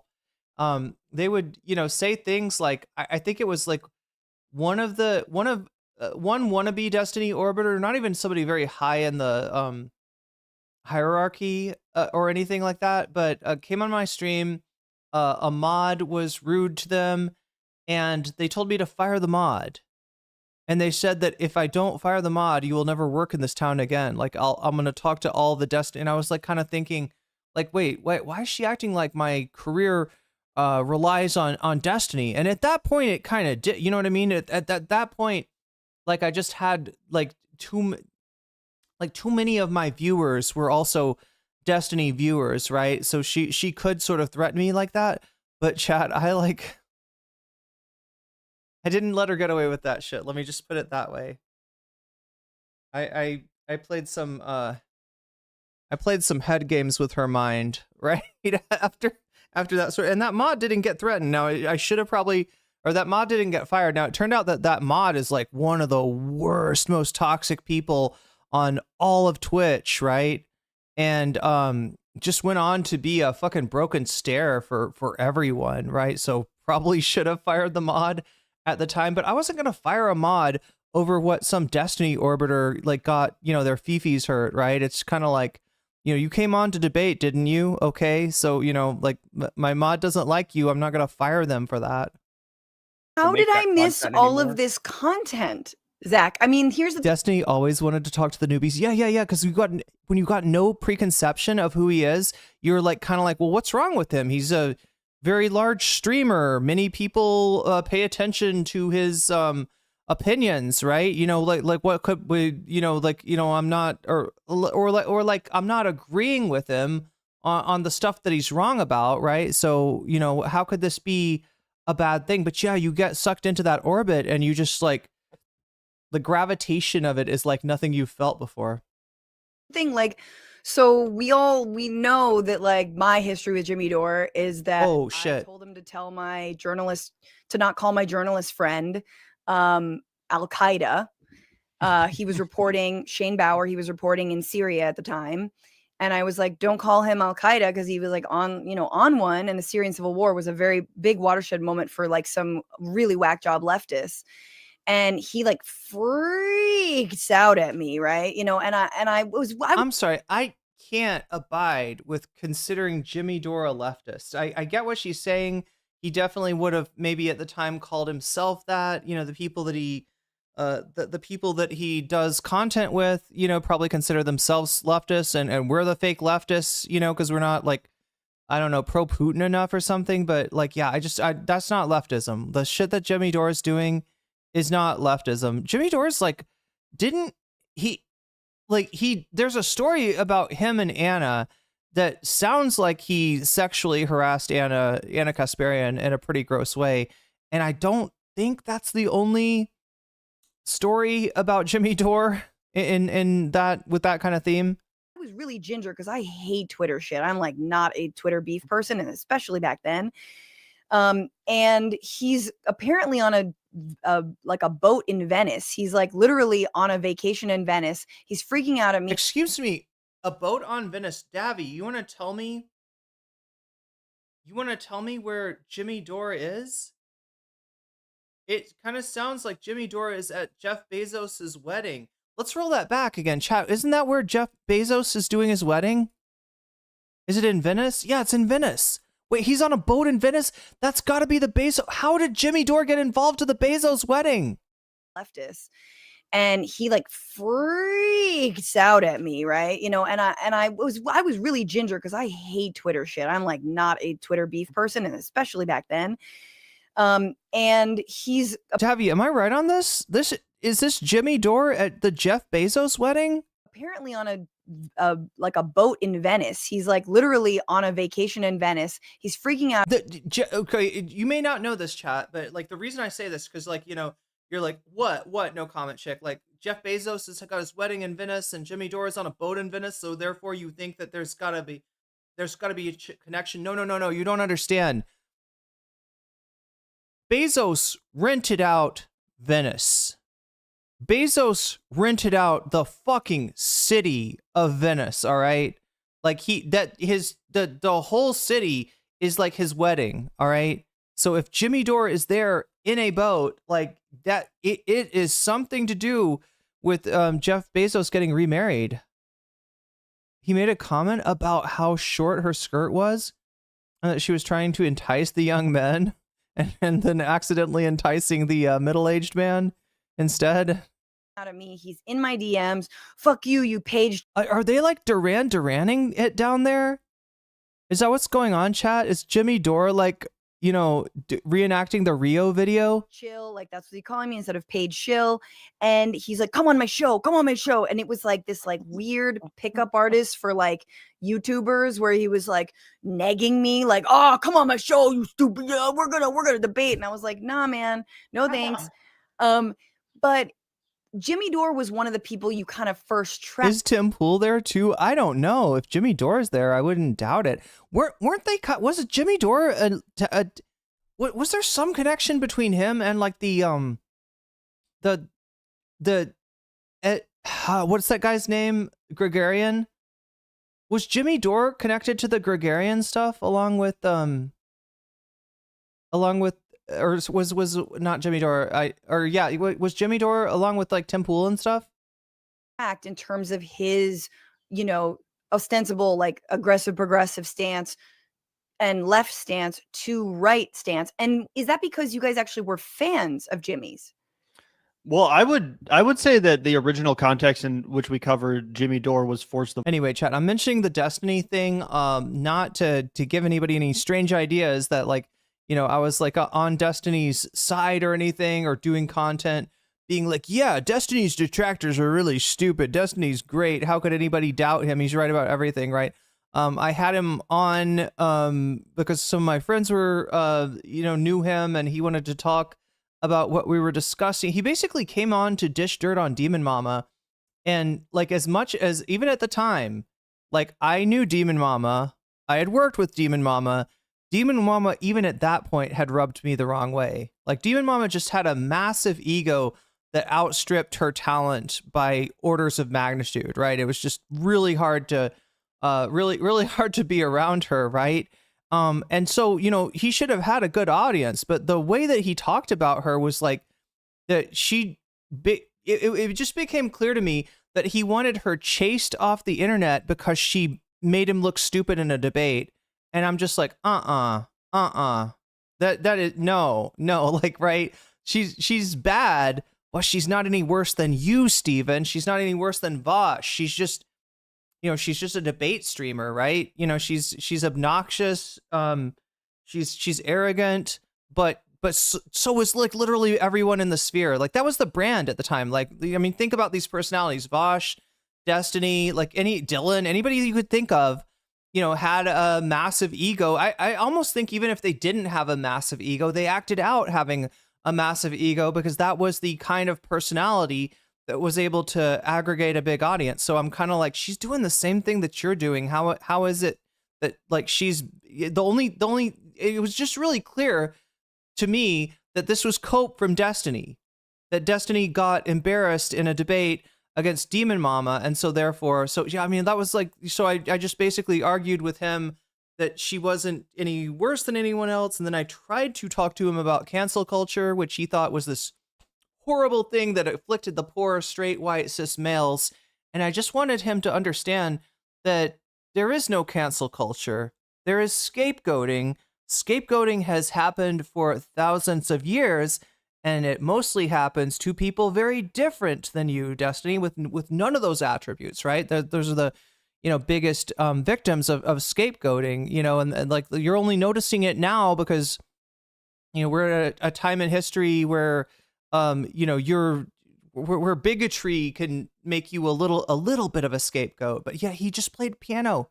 He ignored me. So yeah, that was my connect. But I say that because I don't want it to be taken when I'm talking about the Vanguard and their former, you know, orbitership or fandom or whatever their relationship with Jimmy Dore is. I'm not trying to put myself on a pedestal and saying, and you know what I mean? Like, right. I just don't want anybody to get the wrong idea. We all make mistakes, especially early in our career. We all, you know, associate with some people that we later on wish that we hadn't, and can kind of see those people with clearer eyes, like only later on. The vote. And I was a big proponent of the force the vote strategy. I think that people who still want to relitigate that conversation endlessly and act like, you know, whether or not you were pro or anti force the vote, whether like do people act like it matters in the current moment, I think are a little bit silly. But at the time, yeah, I very much so strongly felt that it was the right idea. And Zach and I, yeah, we went pretty hard on behalf of that strategy. That was definitely also another moment where we realized that, like, yeah, you can actually have a really interesting strategic conversation about substantive politics by talking about the crazy beef and drama that's created specifically in a moment like that, where the entire left was at each other's throats. We started using the term left on left violence during that period because it got so freaking ugly. And I still to this day, you know, totally stand by our commentary from the time, despite how vicious those debates got. I do think it was probably the correct move. But almost immediately after the force the vote thing fizzled out, Jimmy basically used it as excuse to turn on the left and to turn on even the most progressive Democrats like Bernie, people like AOC. Why? Because they didn't support his idea. And that's when it was like, all right, we're not going to fall. Wait, bro. Was force the vote Jimmy's idea, chat? Did Jimmy Dore come up with the idea? I thought it was I didn't think even like Jimmy Dore was that big back at that point. You had a good idea, but just because fucking Bernie Sanders and AOC didn't embrace it and champion you as some strategic genius doesn't mean that we're going to abandon the progressive part of the Democratic Party. It doesn't mean we're going to abandon the idea of trying to take over and reform the Democratic Party. And then he quickly went from being, you know, somewhat of an ally and friend to just a straight up, you know, pinata, a punching bag. He became like the, you know, what we currently now view as the Cenk Uger, the role that Cenk and Anna play on our show for years. That was Jimmy. He was before. I mean, he was openly in like 2016 saying that like Hillary Clinton has like, you know, is is like whatever, has some sort of brain damage or something like this, and she's cognitively impaired. I don't know why we always go with that line, although it's been true. Wait, what is chat talking about? Washington Post literally had an article about his leaked nudes that the phallus was surprisingly big. Are we talking about Destiny?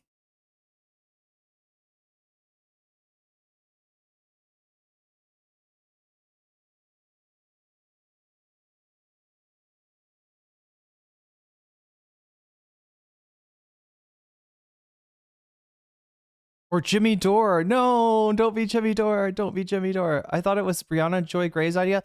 Yeah, that sounds right, Coffee Dog. That actually sounds right.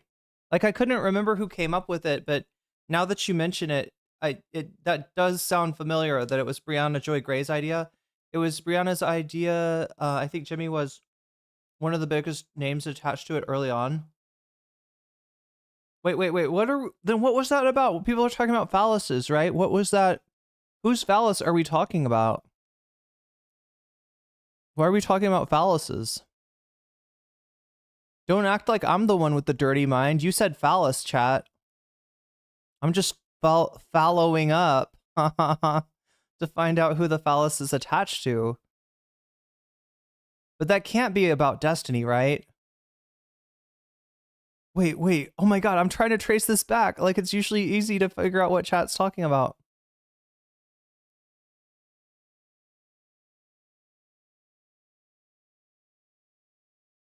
It's a 2 football-sized yacht, the one that Bezos is on, or the one that Jimmy Dore is on?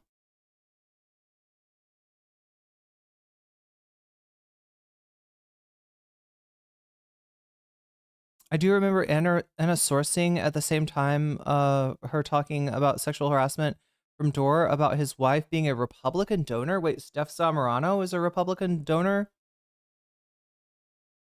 Oh god, I don't even want to know. It's probably some fucking shitty Rick Caruso type candidate. So there's something really rotten at TYT that keeps on spinning out more and more toxic creators. Jimmy Dore was the #1 pusher of FTV and used it as the wedge issue between Bernie and AOC and his side. Oh god, including Tulsi. Bezos's leaked nudes. Okay, thank God. Thank God. Yeah, no, it probably is surgery then, or some kind of a...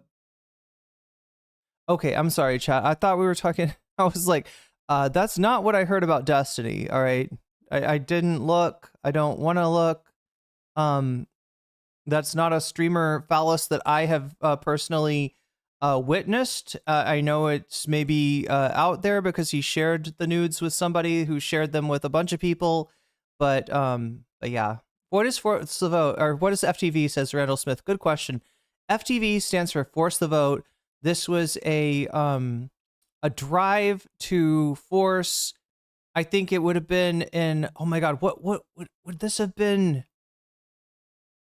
Would this have been around... Was this when the Democrats had all houses? They were going to do a force the vote on... they were going to force a vote, I think, in the Senate on Medicare for all to basically, you know, I mean, ideally they'd like pass the bill, but I think they knew that was going to happen. What they thought was going to happen would be that the Democrats that were hostile towards Medicare for all would vote against it, and then they'd be able to primary them. Destiny's dick has been on the internet almost as long as him. God damn.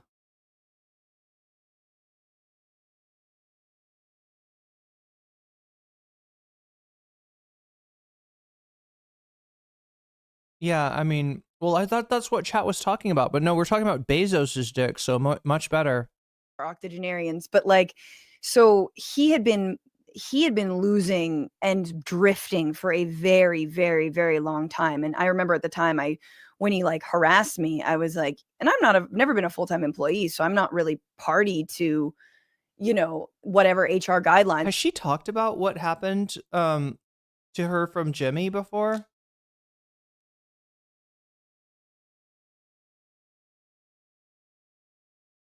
but Jimmy sure as shit was. And yeah, I don't even want to know what his contract was, but I was texting Cenk. I was like, call your boy off, like tell him to stop.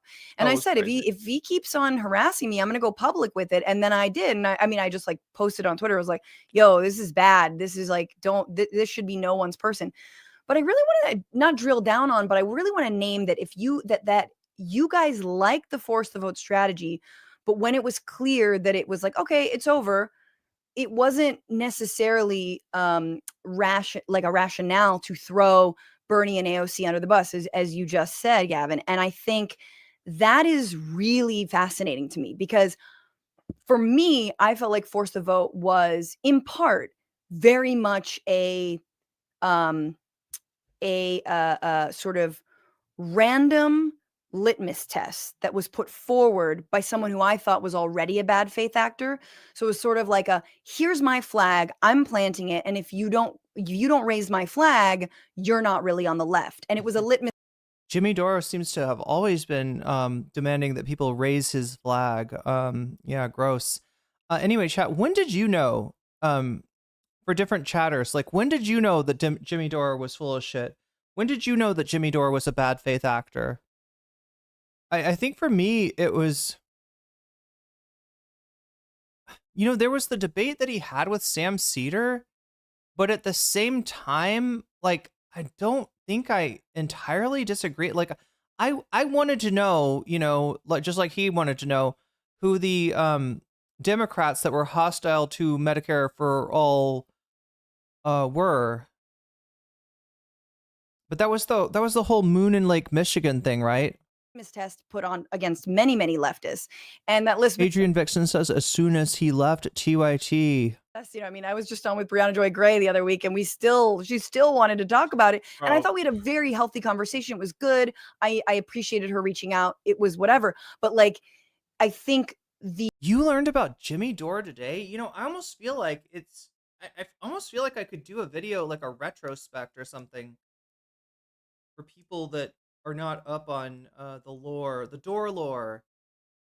His anti-vax arc. Okay, so that was like, what, 2020, 2021? I used to watch. He was on RT. Wait, what? Wait, Jimmy Dore was on RT News, then he went left? My knowledge of him was that he was, fairly progressive. In fact, he had a show on TYT that was called The Aggressive Progressive, and I think they made that specifically because he went a little further in progressive politics than Cenk or Anna wanted to, and they they supported him. They wanted to keep him on the network, but at the same time, they didn't want to necessarily be on screen when he said all the provocative things that he was going to say. So they put him on his own show, The Aggressive Progressive. He was like known as the like left wing of the network. And but yeah, when was he on RT? The fallout and having someone be like, was Jimmy a Tulsi guy? Yeah, eventually. He definitely brought Tulsi on a lot, right? I think similar to what we're seeing with Cenk now, I'm going to create a litmus test, which is you have to give flowers to the right when they are good on one issue. And if you don't stand up and you don't raise this flag with me, then you're not part of my crew. You were never an actual leftist, and I'm going to use this. And to me, like, that's like op behavior. That's like straight, as someone who's like comes from like the left organizing, like, that's like an op. Like an op will do that. An op will like stand up in a meeting and be like, if you're not for blankety blankety blank, you're not really part of this. You know what I mean? Like, that's like what an undercover does.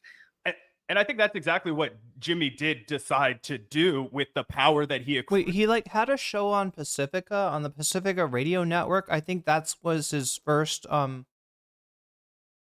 foray into politics. He was also doing comedy at the same time. It was like the end of the Bush administration, so it was kind of like anti-Republican, anti-Bush comedy. It was comedy for people on the left. I think he got picked up by TYT from there. Only ever exposed to him through his occasional interviews of Katie on the Katie Halper show. Wait, was that the one she had with Matt Taibbi? Super chatted $9.99. I support all the Tulsi guys. They're diehards for their X-Men girly with anxiety. Wait, she does look like that X-Men character, chat. What is it, Rogue? She kind of like, she's got like the Rogue hair. I don't know X-Men that well. Wait, okay, so Wolverine is the guy with the adamantium claws, right? And then who's the chick with the yellow jacket and like glasses or something? And then there's the guy that has like the one eye or like the visor, like, right? And he shoots you with the. Are we at 60? Did I miss out on? Oh my god. I think I must have. Yeah, Rogue. That's Rogue, right? I'm just trying to like. Do I even know? Yeah, Cyclops. Cyclops is the guy with the eye thing, right? Tulsi's the one with the gray hair streak. It's more like white. It's almost like white, right? It's very striking. Tulsi's actual hair. She had her own podcast. Oh, Tulsi did. Stopped listening to it a while ago.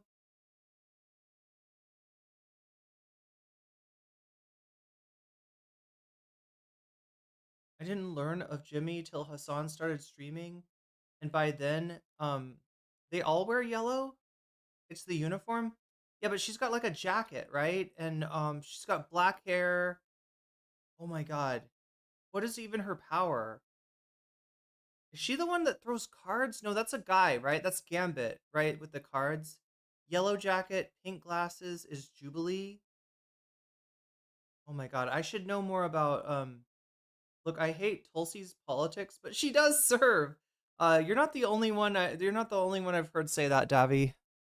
Rude, and that's how he decided to wield it. But I think one part of the Force the Vote history that does get a little bit erased is there were two other really big soldiers for Force the Vote that were infinitely more reasonable and also genuine leftists. That was Krystal Ball and Kyle Kalinske. So they were out there basically making the case that Gavin and I felt very passionately about, which is that people were not happy, myself included, right, with the way that Bernie Sanders conducted himself on the debate stage with Joe Biden. I was very disappointed in my good friend Joe. I was very disappointed that he let him lie about his social security record on that last debate stage. I mean, Gavin and I are real political fucking junkies. We've seen every bit of footage. We've watched it all. That's the world. And so we were so fired up and we were so ready and we were so pissed off. And we'd gone from being so fucking stoked. And like, I mean, I remember the Nevada night. I could have fucking cried. I was so Rogue sucks you off and steals your life. She's like a succubus. Is that her power? Happy, man. And fellatio related powers. Article for a blog that nobody read called Joe Biden's Pyrrhic Victory in South Carolina. And I was like, don't worry, anybody. Fuck South Carolina. It doesn't mean anything. Nobody's I'm sorry. Pyrrhic Victory, I think he's trying to say. Primaries. Fuck Pete Buttigieg in the shadow app. He lost Iowa. But the thing is that Jimmy ran away. I was confused at first. I was like, Pirate Victory? Right after that, right? And we got it up close and personal. You mentioned his like weird obsession with Syria, which I can't prove, but I would guarantee you he was paid to have that analysis. 100%. And he got obsessed with everything. He's not smart enough on foreign policy to have that analysis. No, he's a fucking moron. And he can't fucking, he just has Aaron Mate and fucking Max Blumenthal come on and fit fucking shit in his ear. Amy Goodman's an op, but this guy that is from Russia is really fucking cool. And this guy was the arc. We had Aaron on one time and we had it fucking out with him. I wanted to be Jubilee when I was a kid. I think she cracked my egg. I got yelled at and forced to be Wolverine instead. God damn it. Right around the same time. He was like calling Amy Goodman a bunch of stupid shit, but wait, when Rogue touches your bare skin, she steals your like life energy or something? Like General McGregor on to fucking talk about how this guy's actually really pro peace. I'm like, he has on his website that he was the chief architect of Iraq, and you know, whatever. We don't have to do the whole every leftist we've had beef thing, but it started to slowly chip away with us, right? Like Jimmy was in our chat one time, like screaming at us because we talked to Ryan Grimm and he was like, Ryan Grimm's a sellout. I'm like, Ryan Grimm is one of the best reporters working in fucking America right now. Yeah. Well, speaking of the Syria thing, it was during our conversation with Ryan Grimm live on our show that he started sending in $5 super chats demanding that we switch the topic to challenge Ryan and his reporting. Oh, this is wild. Because it conflicted with Aaron Mate, who's the only journalist that Jimmy Dore respects for whatever reason. Probably because they're both. I mean, chat, as much as I'd love to go back in time and watch their content around this time and figure out exactly what's going on. There's just like, you know, if you try to do that, oh my God, you get buried in content so quickly, right? Shama Savant was on Bad Faith today, saying Zoran is bad for running as a Democrat. Ah, interesting. Should know how to pronounce Pyrrhic Victory. if you want to set force the vote policy. No, I just couldn't understand what Zach was saying at first. I was like, wait, a pirate victory? And then I was like, oh no, he's saying Furyk, I think. These guys, yeah, no, I'll have to take a look at, we haven't checked in with Brianna Joy Gray in a hot moment. See what she's up to. Taking money from the same fucking billionaire. That's Peter another Howard. thing we exposed on our show, and that was a huge turning point for me, at least, against Jimmy. I, at least when we started out, thought that Jimmy and Aaron Mate and all these fucking losers on that side of the aisle, or on that camp in the internet, whatever you want to call them, I thought that they really were genuinely opposed to big money and corporate media and all that stuff. And I remember I used to think it was righteous anger when Jimmy Dore would call out Cenk Uygur for taking the Katzenberg money and for getting in bed with these corporations and stuff like that, only for us to then find out that Jimmy and Aaron were both taking at minimum $5,000 a month from a fucking billionaire, Peter Allard. And that's something that when it was exposed, they didn't even deny. They both tried to justify it by saying, oh, he's one of the good billionaires and yada, yada, yada. But I was like, are you fucking kidding me? Are you just lying to people? What was Allard's broader agenda? Wait, it's wild. So wait, what? Jimmy criticized them over the Katzenberg thing until he got his own oiler? And then he was like, no, there's actually good billionaires too. Like this is, we're taking money from the good billionaires. But yeah, I'm curious about Aaron Mate. Yeah, is the brother of Daniel Mate from Bad Hasbro. True. I'm just wondering, like,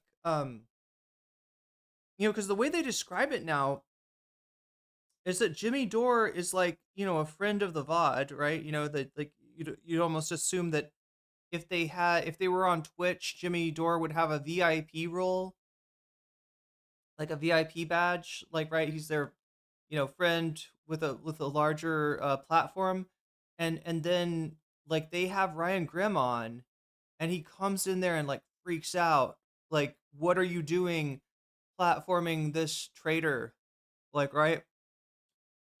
And it's like it's Ryan Grimm. Wait, let me roll that back. They were saying,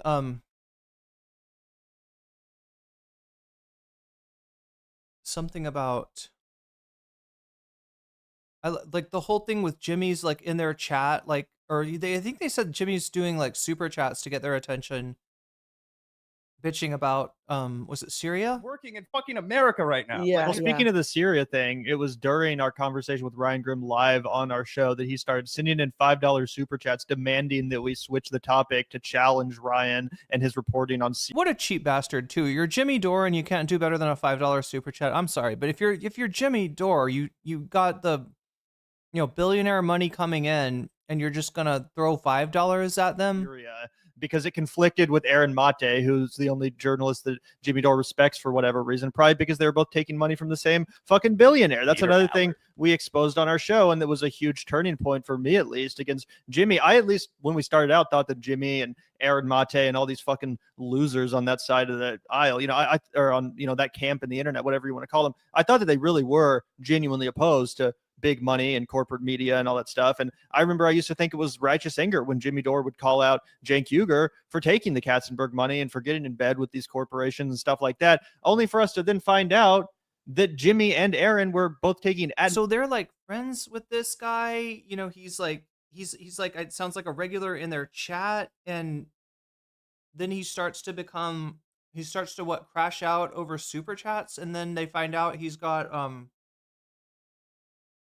like that even though he's criticizing Cenk for his Katzenberg money, that they're hooked up with a oiler that's kind of encouraging, kind of pushing their politics a certain direction. minimum $5,000 a month from a fucking This is why we're watching this, by the way, chat. There's some deep lore in here. billionaire, Peter Allard. And that's something that when it was exposed, they didn't even deny. They both tried to justify it by saying, oh, he's one of the good billionaires and yada, yada, yada. But I was like, are you fucking kidding me? Are you just lying to What people? was Allard's broader agenda? Was he upfront with what it was, or Who died and made him king of the leftists? No, Narwhal, you don't understand. He's the aggressive progressive. So, he gets to decide who's in and who's out. Well, he started out kind of as a Jimmy Dore left winger, I think when it came to issues of war and, general populist issues, he's dead now, by the way. But towards the very end of his life, from what I remember based on our reporting, he got really into the This is the vaccine. billionaire guy? Way into it. And also, not to cut you off, Gavin, but we think somebody may have even tried to reach out to us and try and bribe us. And that was a big reason that we decided to become suspicious of it. I remember them talking about this, that while they were good with Jimmy, while Jimmy was good with them, they had this one Patreon that like they had like different levels of their Patreon, and they had like an absurdly high level and nobody in it, right? Because it's I don't remember if it was like 500, 1,000, 10,000 a month or something like that, right? But there was just one guy in that role. So like that like 90%, like like more than half of their money was like coming from this one dude. And that, yeah, I think it was maybe when Jimmy started getting into anti-vax and they didn't follow, that that Patreon dropped off. That Patreon disappeared. I think that's what they're talking about. Yeah, 100%. So I mean, that's the other thing that we should name is like, you guys also do your due diligence and you dig when it comes to like Davi says, how do I become a Russia asset? I don't know, Davi. I'm going to talk to Eric Adams and see if I can get on that Erdogan money. who's taking money from where. And I'm someone who is deeply allergic to money. And even though I do have, Hoxham factor stuff, which I suggest everyone try. But like you guys also, I think because of that, say you're Patreon funded, you're people powered, and I love that. I mean, same as well, but like the deals I have are very, very small. But I also do have problems with taking money from billionaires, and I think some folks absolutely don't. And this is the question, I think, it goes kind of deep, right? Because some people on the left who say they're on the left will say, no, it's fine that I take billionaires' money because I'm doing what I want with it and like I'm independent. And yet they're not always independent. Now, I will be straight up. I was working at Al Jazeera for many years. That's the government of Qatar. But being part of AJ Plus was very much like open. Like if you're working for RT, like Russia Today, that's Russia Today. I expect you not to be able to say very much about Ukraine. When we were working at TYT, on AJ Plus, there was like 2 moments where there was some editorial line, but other than that, we pretty much were able to do whatever the hell we wanted. And I'm open about that, right? Granted, Al Jazeera did do a deep dive into like the workers who were working on the World Cup stadiums. They actually covered it. And then they were like, full disclosure, Al Jazeera is, very much funded by the Qatari state, blah, blah, blah. But it's one thing to be upfront and work for an organization that's like a foreign entity or whatever.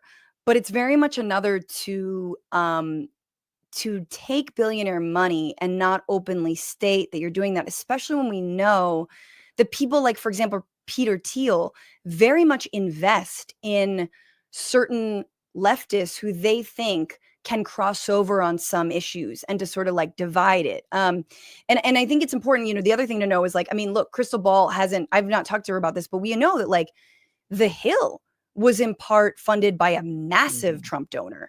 And that's kind of why I knew there was something going on with The Hill. I could tell. I fucking called it, right? People used to look at The Hill.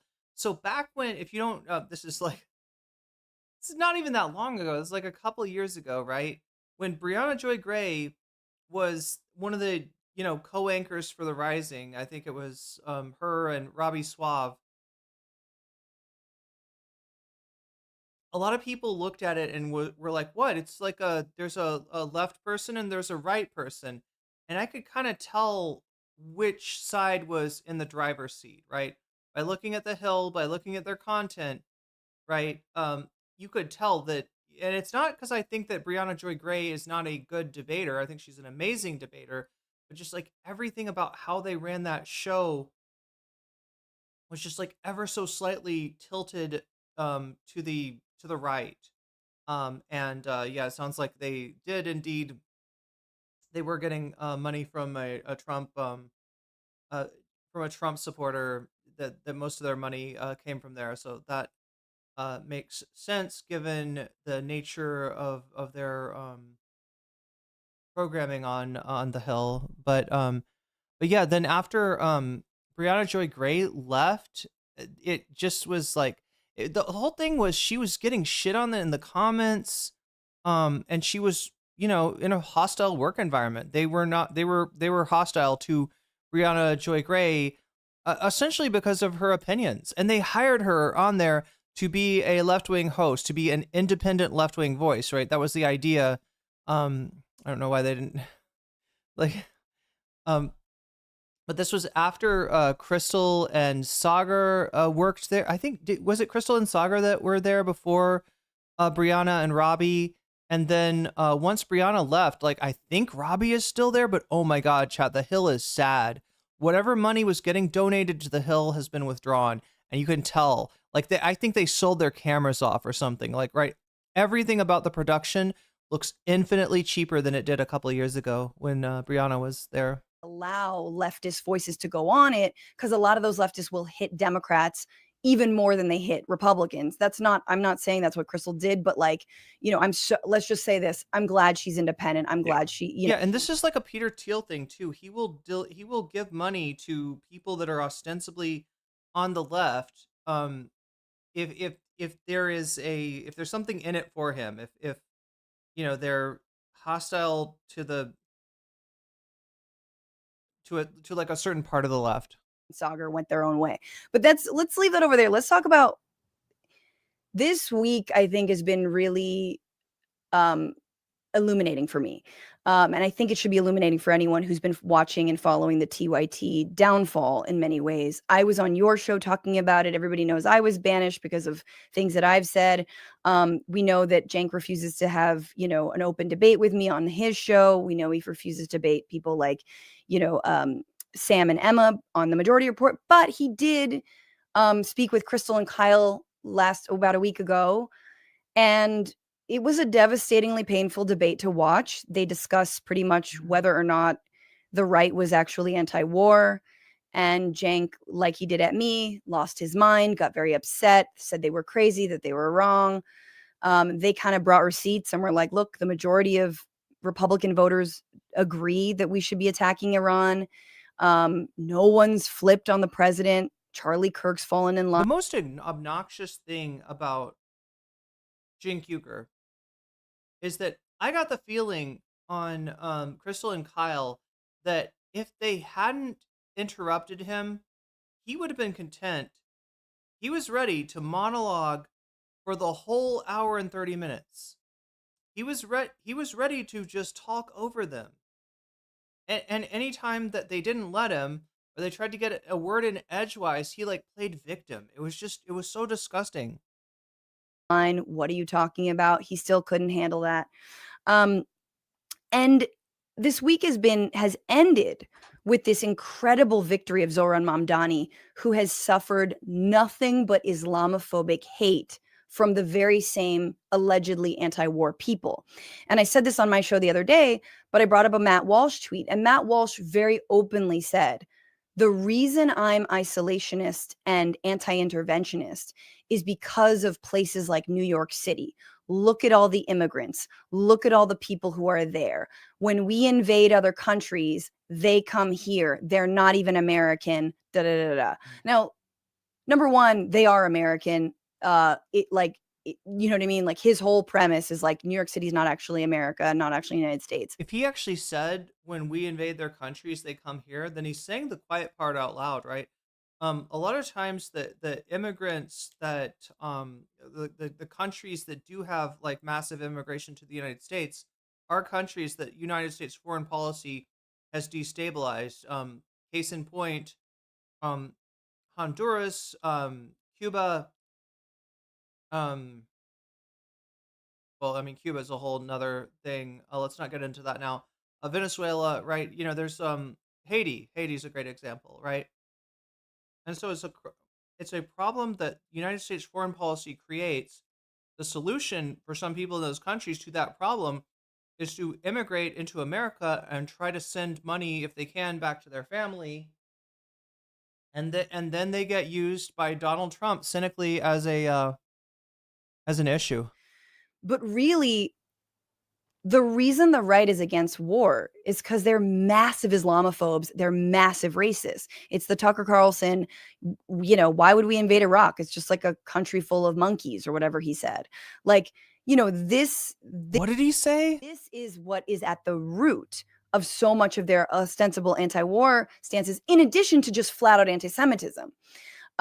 So I felt like this week, you and the Vanguard have been proven so right in all of the videos that you do.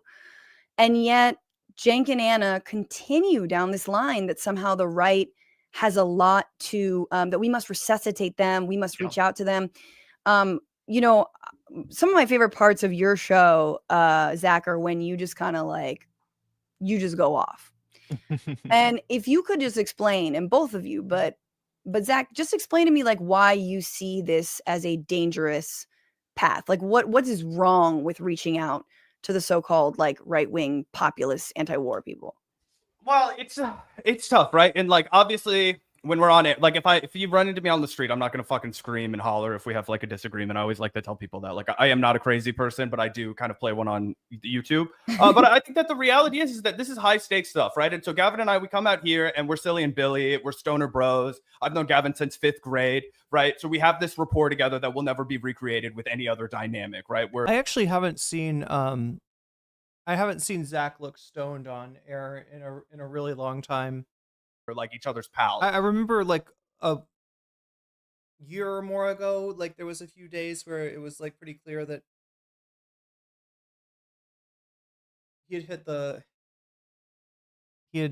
hit he was a little blunted, but yeah, no, he seems pretty on point lately.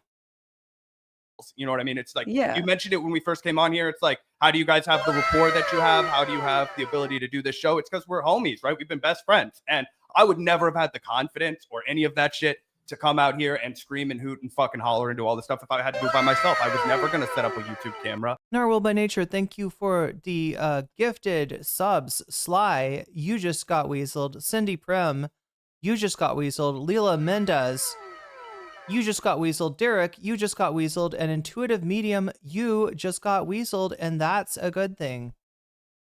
Yeah. And do this by myself. So for as much as I like to hoot and holler, it Gavin was the one that kind of was here's something to hoot and holler about. So it's it's a perfect symbiotic relationship. It was hey bro, this is really fucked up. Have you heard about this? And I was no, I never fucking heard about this, but I want to scream forever. You know what I mean? And that's just kind of our model. Yeah. Well, I mean, I also think that you guys have very articulately. I think you guys have very articulately broken down why it is dangerous to do this. That you basically say the importance of this moment when it comes to the people who are anti-war is that the right is actually taking leftist talking points, they're laundering it, and they're selling it to their base and their listeners, and that it is. And look, Naomi Klein talks about this, right? Anytime the Democrats, which is often, unfortunately, anytime the Democrats leave a hang a group out to dry, right? Whether it be a identity group or a marginalized group, or whether it be a group with a particular political priority, the Republicans notice that. It's not just happening inside the left, inside the Democratic Party. This is noticed by people like Steve Bannon, and Steve Bannon contrives a way to appeal to the people that were being let down by the Democratic Party, right? And I mean, you can look at for instance, and it's always after. Let me just point out the important part, right? It's always after a failure by the Democratic Party to stand up to members of their coalition, or to stand up for members of their coalition, right? It's always directly after that. And, case in point, look at the voting patterns in places like Dearborn, Michigan. Should have been a, Democratic stronghold, except that Kamala, Biden's, Gaza policy was atrocious, and Kamala's just did nothing to differentiate herself from Biden and his policies. And therefore, when Trump comes and says, I'm going to end the fighting, right? Which could be a lot of different things, right? Like including ethnic cleansing. That is one way to end the fighting, right? But people who'd been let down by Kamala Harris and the Democratic Party, who were voting for, the Democratic Party, they're willing to take a bet on maybe Trump means that he'll actually enact a ceasefire on Israel, right? And no, that is not what it means. It's our job to tell them and to basically out organize. Thank you for the 5 gifted, Narwhal by nature. Right. To get them over to our side, rather and understand that actually these people are all paid for by billionaires. They're not actually, so-called anti-war, and also to get Democrats to wake the fuck up about how the right is eating their lunch when it comes to taking this, so-called isolationist lane. So I don't know. Please tell me more about that, because I do feel like we see Cenk and Anna specifically doing this kind of thing and laundering a Marjorie Taylor Greene. Marjorie Greene was on with an interview with Cenk, and it was incredibly softball. We still haven't watched that, chat. I feel bad about that. I should have covered Marjorie Taylor Greene on TYT. I think that I must have been covering Ethan Klein bullshit at the time, but yeah, that was rough. I mean that's horrible. That what kind of universe do we live in where TYT is breaking bread with Marjorie Taylor Greene? Yeah, so Marjorie Taylor Greene went on the Young Turks for a crazy, embarrassing softball interview where she tee-heed with him, and they kind of mocked John Iadarola, something that he then later had to come out and be like, I don't approve of this, and it was embarrassing for him, clearly. They had Ann Coulter. Okay, wait, so John, what was the deal? They were mocking John, on the, they brought on MTG and they're making fun of John together. So that happened, but in the same month they didn't mention Zoran Mondami once. Not until he won, of course. Then they wanted to take credit for it and be like, I noticed that, and I honestly thought that maybe they were. Well, I don't know. I guess I did say that I thought they'd probably play nice with Mamdani, and that does seem to be what they're doing for now, right? But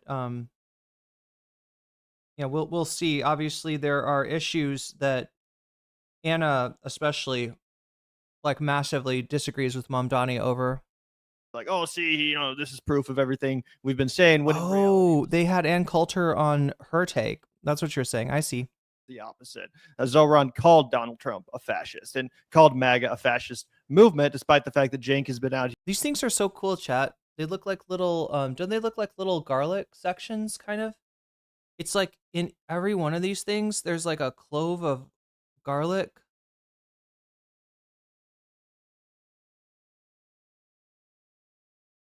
And it tastes super yummy. It doesn't taste like garlic. It tastes like a mixture of pineapple, strawberry,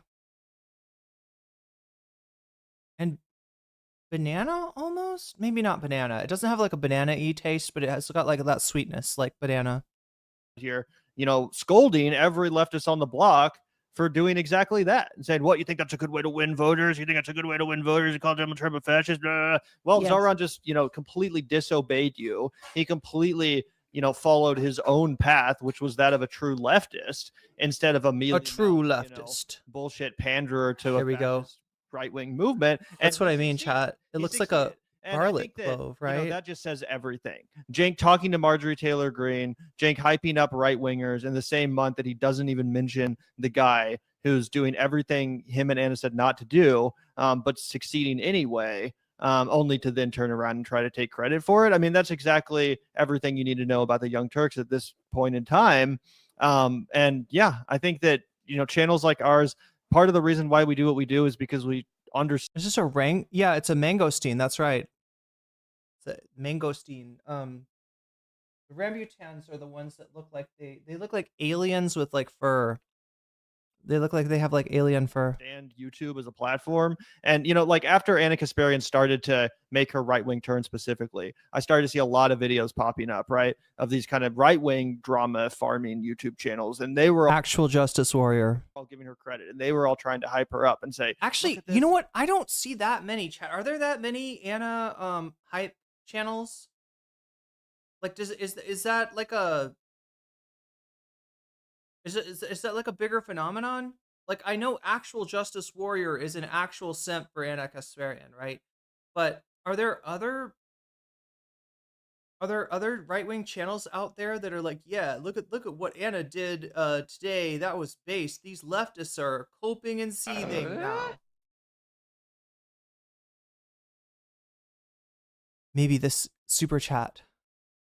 Mostly lurking tonight, but I still love the butterflies. Hey, you're 6, or actually you're 7, 8, you're 3, we're 3 super chats from hitting that butterfly goal. So it's so awesome. She's standing up against all these SJWs and all these fucking idiots on the left, and Anna's our queen and all this shit. And there's like, you know, 30 of those videos made every week or something, at least when she was really starting out. A lot of lefties, you know, they feel, yeah, thank you, Omega Star, for the super chat. Above that kind of content. They feel like, oh, we're too serious. We have to talk about facts, and, you know, we have to talk about war. And he tunes in for Anna Kasparian's feet. We can't get in the gutter. We can't get into this crazy realm of drama. I think that's part of the reason why Donald Trump beat us. You know, I think that's part of the reason why MAGA won. The right wing is not afraid to meet people where they're at. Do we know what Cenk makes of Anna's heel turn? I mean, look, it's unclear who at TYT is in the driver's seat, but there's a very good chance that it is actually Anna Kasparian. There's a very good chance that Cenk does not rate his like, we're getting into his motivation here, right?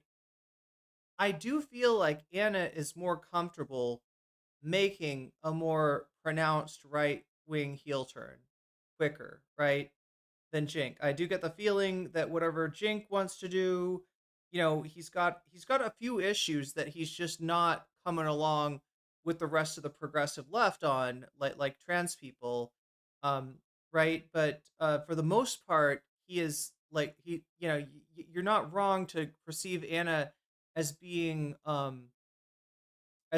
wanting to move to the right quicker than Cenk, but I feel like he's kind of gone along with it.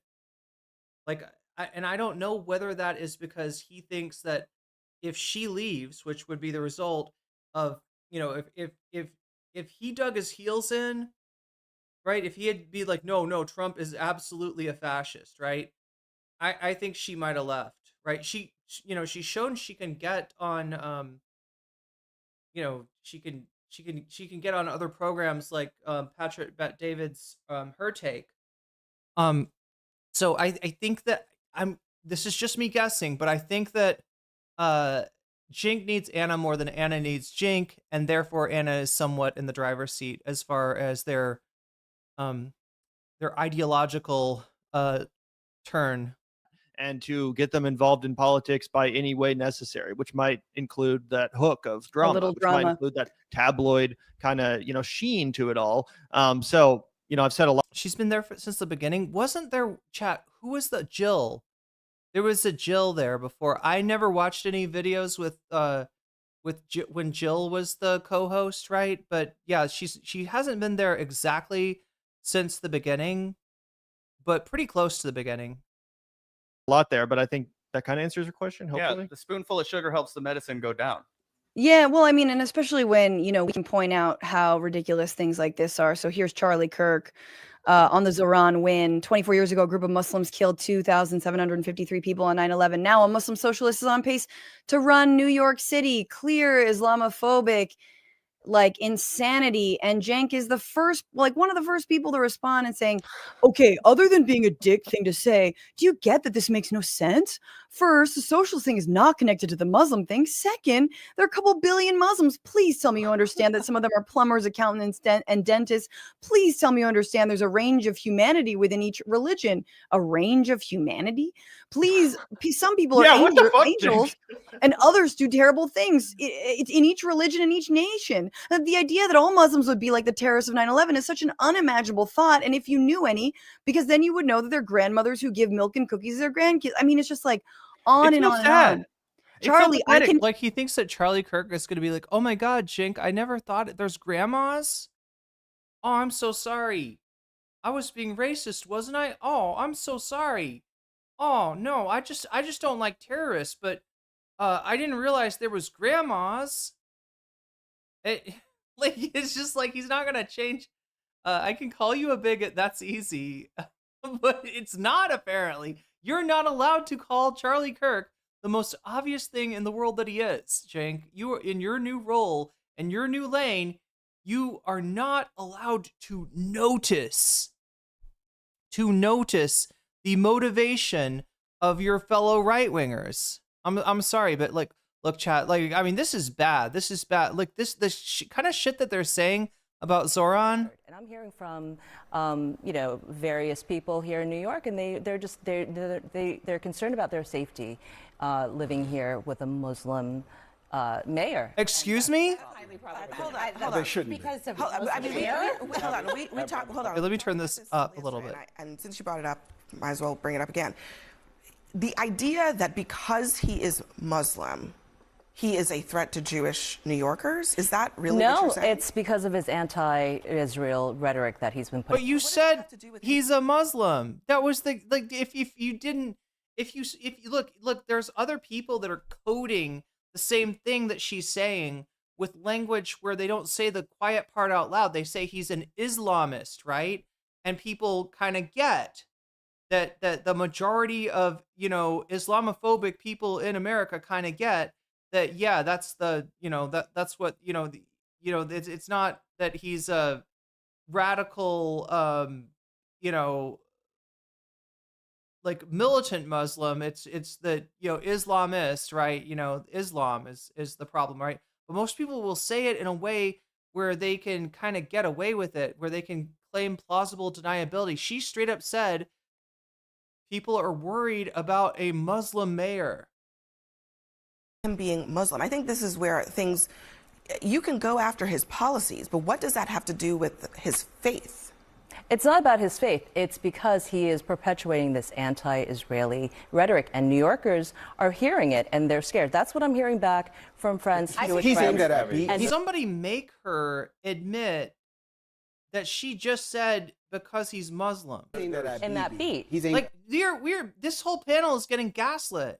at a lot at Bibi. He did the interview with Mehdi Hassan, and he aimed at Bibi, not necessarily. But Abby, he's Muslim. Who cares? That's not the point here. His policies are the problem. Scared, and I'm hearing from various people here in New York, and they're concerned about their safety living here with a Muslim mayor. And There it is. I mean, this is unfucking hinged. Like, imagine substituting any word in place of, a Muslim mayor. If you said a Jewish mayor, that would obviously be anti-Semitic. If you said it's just like somehow this one flies though. This is like, oh no, that makes sense. Right. I don't know.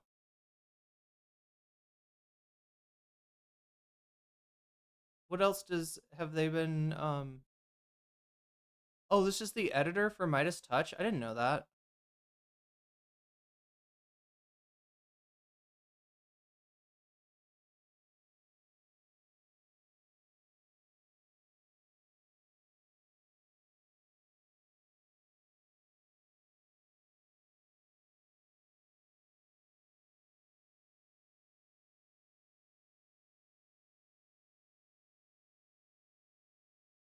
I'm just curious if there's more to this clip. Oh, there's The Hill. Chat, we were just talking about The Hill. Look at their production. Congresswoman, we just have to fit in one. So this man is the replacement for Breonna Joy Gray, right? He's the liberal now. Robbie Suave is still there. They're interviewing MTG, but look at the cameras, chat. I mean, you can tell that they got, like, I swear to God, I feel like they had to sell their good cameras or something. Like, the Hill does not look the same. It does not sound the same. The production has just majorly crashed. Other question before we let you go. Yesterday morning, which is, of course, the morning after Zoran Mamdani's win in New York, you did tweet a photo or an image of the Statue of Liberty in a burqa.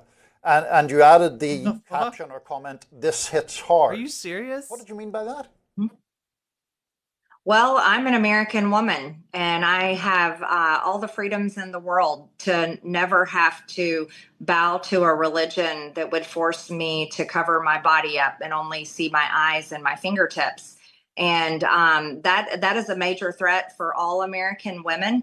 And I feel like if a theocratic government took over and said they no longer wanted to see your shoulders, Marjorie, that you would probably comply. You would probably submit. I think your only problem is with Muslims. I think that's something that hits hard for all women. But what's a major threat to America? Was it reference to Mamdani's win? Pardon, I'm sorry. What were you tweeting it in reference to when you say it's a threat to American? She's like, I can't understand your thick accent, sir. She's like the southern. Anyway, sorry. That's a Muslim takeover, or possibly Sharia law. That is a great threat to every single American woman, and I think that's something. Even Robbie Suave is like biting his tongue here. All women should never want or allow to happen in America, and it's important to talk about those things. But it's up to the voters of New York City to elect whoever they wish to elect, whether that person is Muslim or Christian or Jewish or anything else. So what is the evidence? Well, of course, voters have the right to elect that, and I'll maintain my right to say that I think Sharia law and women being forced to wear. They didn't vote on Sharia law, MTG. Burqas is the greatest threat to. So, chat, at some point, this whole thing that they're doing, where on one side they are anti-trans, they are anti-gay, they are Christian fucking nationalists. They want Sharia law, like a Christian form, a Christian version of that in America, right? So at some point, that's going to have to come into conflict with the way that they critique anybody that stands up for Palestine as being in defense of essentially the same kind of social conservatism. Based on a perception that the Muslim world is socially conservative, based on, kind of cherry picking certain parts of the Muslim world, right? It's our freedoms as American women. At some point, this hypocrisy is going to be laid bare. Right, but are you opposed to Muslims holding elected office? I am 100% opposed to Sharia law in America. 100% unapologetically opposed. I am 100% opposed to actually answering your question. Yeah, we know, Marjorie. We know.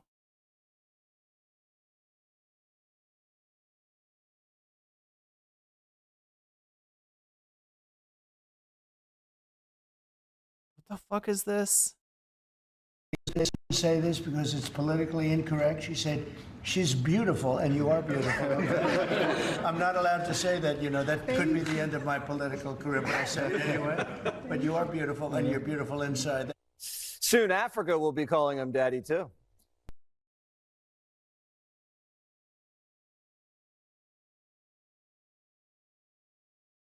Oh wait, what is this guy? What are these guys called? Chad, do you remember this?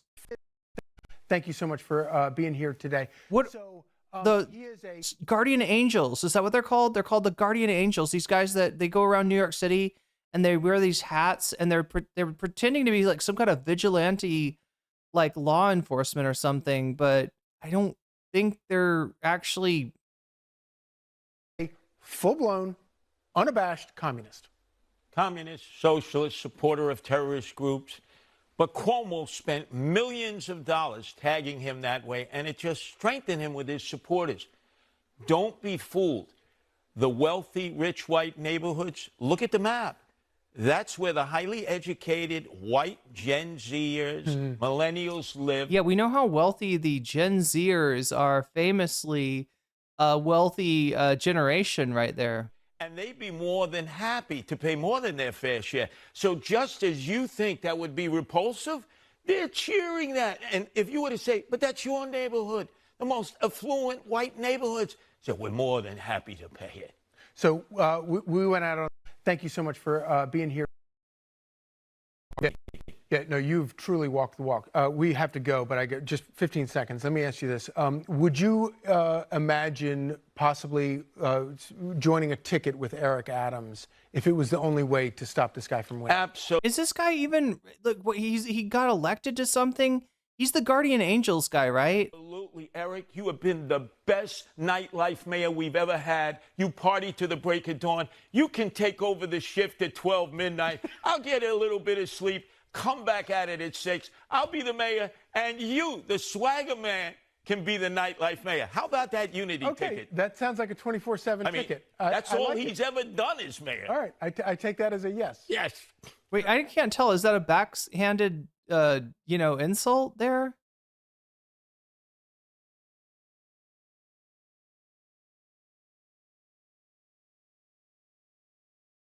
Oh, wait, who is this? And taxation, and that crosses party lines. I have a neighbor in my fancy apartment building who was wearing fancy shoes and a fancy outfit and an I voted sticker. I said, "Who'd you vote for?" And he said, "Mom Donnie." I said, "Sweet, you're not going to be able to afford those shoes next year, now will ya?" And If they're not able to afford the shoes next year, it'll be because of Trump's tariffs, silly.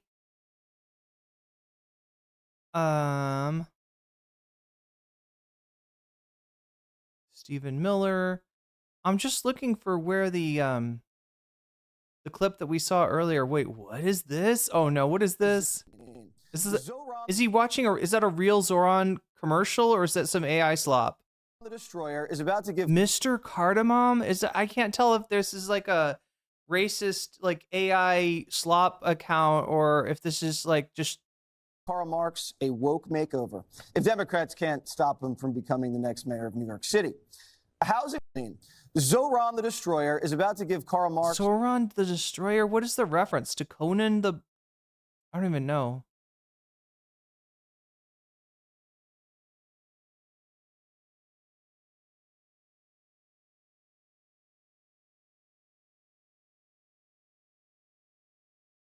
Okay, I'm trying to find the. Oh my god, what the fuck?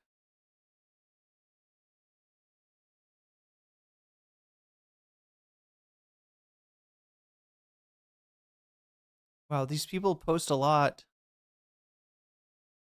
I'm just trying to find the follow-up tweet to the first video that we watched.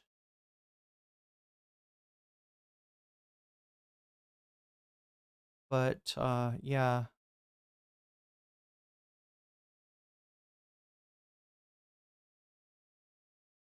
Minus touch.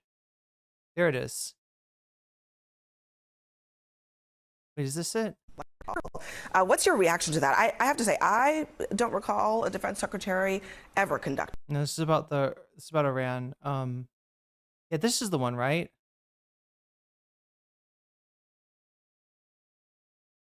Yeah, no, there's no follow-up tweet. Oh well. Anyway, just to give you an idea of how absurdly racist it is out there towards Zoran.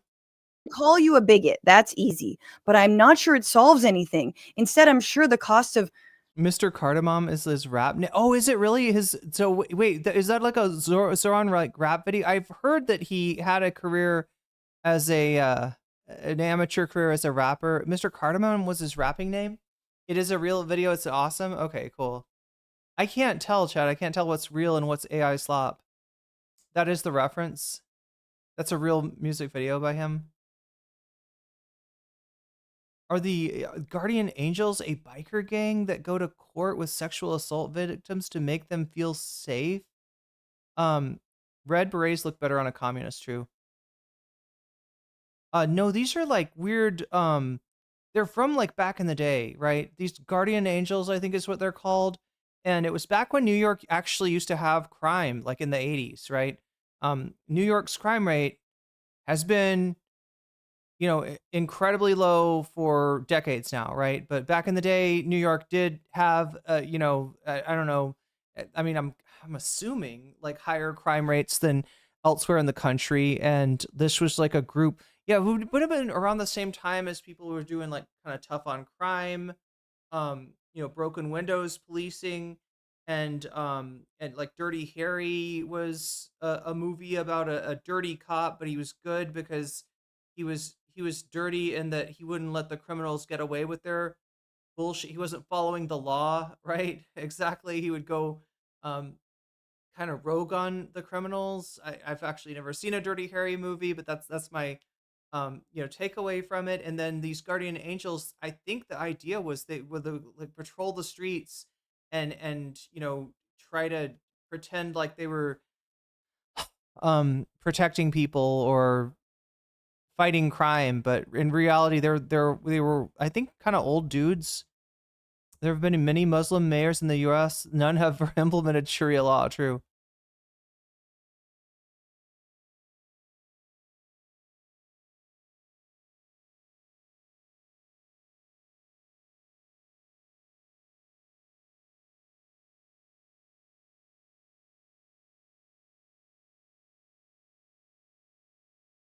Busy cities were also more affected by leaded gas. Oh, true. Guardian angels are a gang. They provoke fights. They actually do get in fights and stuff. None of these guys look like they could fight. They provoke fights and threaten citizens of the city for no. I'm guessing that the criminals that they go after are like, there's like a racial component to who is more likely to be considered a criminal. Can we watch the Zoran rap videos? Is that like will that get me copyright claimed? I'm sure at the cost of great derision from my own side, I'm going to ask you to think it through and see if this still makes sense. So that's back. We're back at this is Cenk's tweet at Charlie Kirk complaining about the racism, the Islamophobia that he is throwing at Zoran, and I was just showing you in that the unfortunately this racism, this Islamophobia is completely mainstreamed. It is like treated as acceptable somehow. It's just her point of view that it's dangerous to live in a city with a Muslim mayor, but that's not racist. It's only because she's against terrorism. And it's not racist to be against terrorism. And they never they never ask them the question, but isn't it racist to see a Muslim man and be like he must be a terrorist or he must be for terrorists, right? Like, absent any fucking evidence, right? They have younger members, but the older ones are happy to use violence on hapless people all the time. I remember Hassan was watching a news report when Curtis Sliwa, am I pronouncing his name right? Did a crime live on air. Damn. Guardian Angels have been operating since 1977. We're just a big time con game. Buy me some foot and I'll hang around some foot. What does that mean? Buy me some foot? Like a foot long? Buy me some food. Sorry, yeah, that's what you were saying. Okay, Sliwa. Sliwa is how you pronounce it. Wait, his name is, wait, what? Curtis? Wait. Curtis Sliwa. It just sounds a lot like Siwa. I don't know. I'm just like, wait a minute. Is there a connection here? Is there a JoJo connection? Or call. At the cost of my, and then I just wrote, bark, bark, bark, please bark, bark. Cenk once again at the wrong tree. Like, he's just, again, he's barking up this wrong tree to try and break bread with these fools. And it's very pathetic because these are open Islamophobes. And you know what? Where they get paid when they do the Islamophobia. They get paid when they call him a jihadist. They get paid when they hammer down on the fact that he's a socialist. So tell me what you think is paying Cenk. Like you've talked about your theories about why they're doing some of the sort of, and they are not the same. And I really bristle at the Anna and Cenk being the same because they are not, but they even call themselves we. They speak in we all the time, especially Cenk. But Is there a profit motive here? Well, I think that it's kind of like a double-edged sword, right? So what they've done is they've kind of set them up on the wrong path, and they're kind of continuing to punch at a brick wall. So you mentioned the financial woes. I'll give everybody the TLDR. I bring it up all the time just because I think it's really important, right? They are not an independent company. They're in no way independent media. They have not been independent media in over a decade, right? When somebody comes out and they say, I'm not independent, or I'm independent media, I'm not corporate backed, that means they've never done venture capital funding. That means that they could be doing selective ad reads that are, something that they screen. And, Francesca, you do a great job of that. The Majority Report does a great job of that, right? There's a way to do it ethically and responsibly. You don't just take whoever's money wants to invest in your corporation. So they took a bunch of money from this guy, Buddy Roemer. He's a Republican. You can Google him. He'll come up. They took money from 3L Capital, which has a bunch of cryptocurrency connections with this guy, Naval Ravikant, which I think people should Google because he's a shady figure as well. All of the companies, or I guess firms rather, venture capital, whoa, invested in the Young Turks. Damn, Gavin. Looks like, yeah. They're just regular ass firms that are going to invest in anything innocuous. Like one of them sells a bunch of dick pills on this platform called Row. Another one in those big clouds is invested in Bird, the scooter that terrorized everybody. Like Gavin and I both got damn near hospitalized riding those things around when we were intoxicated. GoPuff. These are the kind of people that they're taking their money from, right? Which is fine. If we wait, GoPuff is like is that like a DoorDash kind of thing? Bill Ackerman is going to spend $50 million to keep poor people from getting bus tickets. Let that sink in. Yeah. Talking about, I'm going to do a show on MSNBC, which is owned by Peacock. Oh yeah. What's the thing about the Gillibrand thing? Did the Majority Report cover that this morning? Gillibrand lied about Mamdani, and it was actually a racist slur. What did she say? Did she call him a Islamist or something? I haven't seen the Gillibrand clip yet. That's just kind of what you expect. There's going to be big money behind it. There's going to be a media apparatus. That is the whole point, is that the Young Turks offered an alternative to that, right? And I think Kyle Kalinske always brings that home very well. Like, Kyle's never done an ad read, never taken a phone call with an advertiser. He was like, I've never needed to. Before Adpocalypse, it was way easier to make a living on YouTube. After Adpocalypse, oh my God, sorry, chat. An audience of people that were ready to sign a check for my Patreon, right? So he never went through it.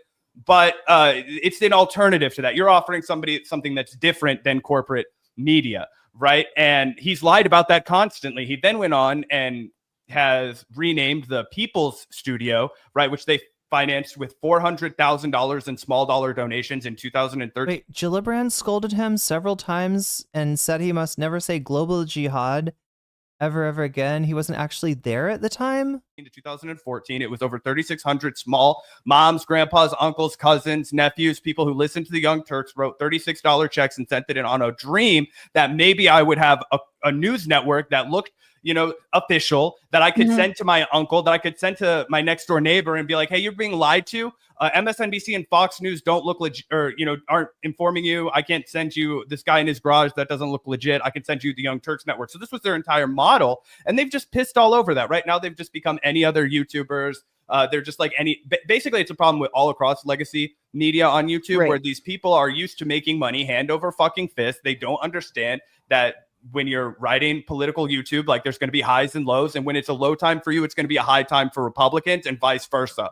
Right. Well, Cenk couldn't wait out the lull. He had to wait. Okay. So I'm so confused about this, right?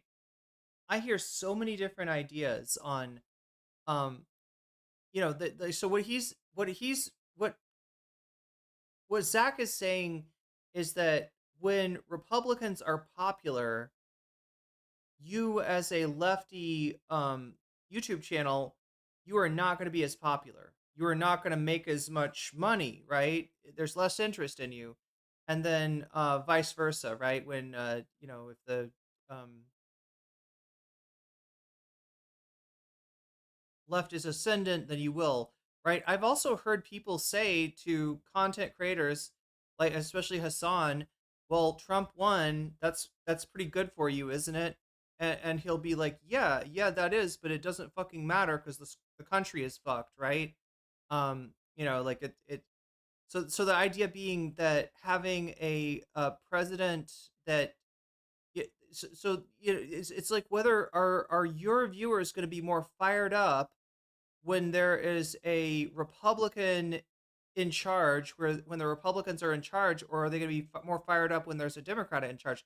To me, it seems like probably when there's a Republican in charge, right? That's how it seems to be. Biden, Trump was president for 4 years. Then when the election happened, the Democrats were a lot more fired up. They were doing the early voting. They beat Trump back. Then Biden's president for 4 years, and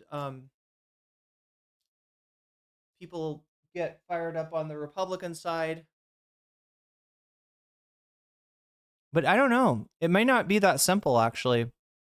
I would like to remind chat that I've got a blast off skeet. It's called a skeet pinned. It's a URL to Blue Sky.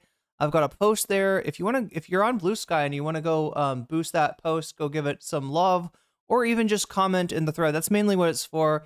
It's a thread that I make with every stream for you to comment in and sort of attract some interest from Blue Sky. So if you want to help me out with that, just click the pinned chat and go over to Blue Sky. We're at 80% out of 100. That means we're pretty close to getting bonus content. And what is winning? Is it still the Jubilee thing?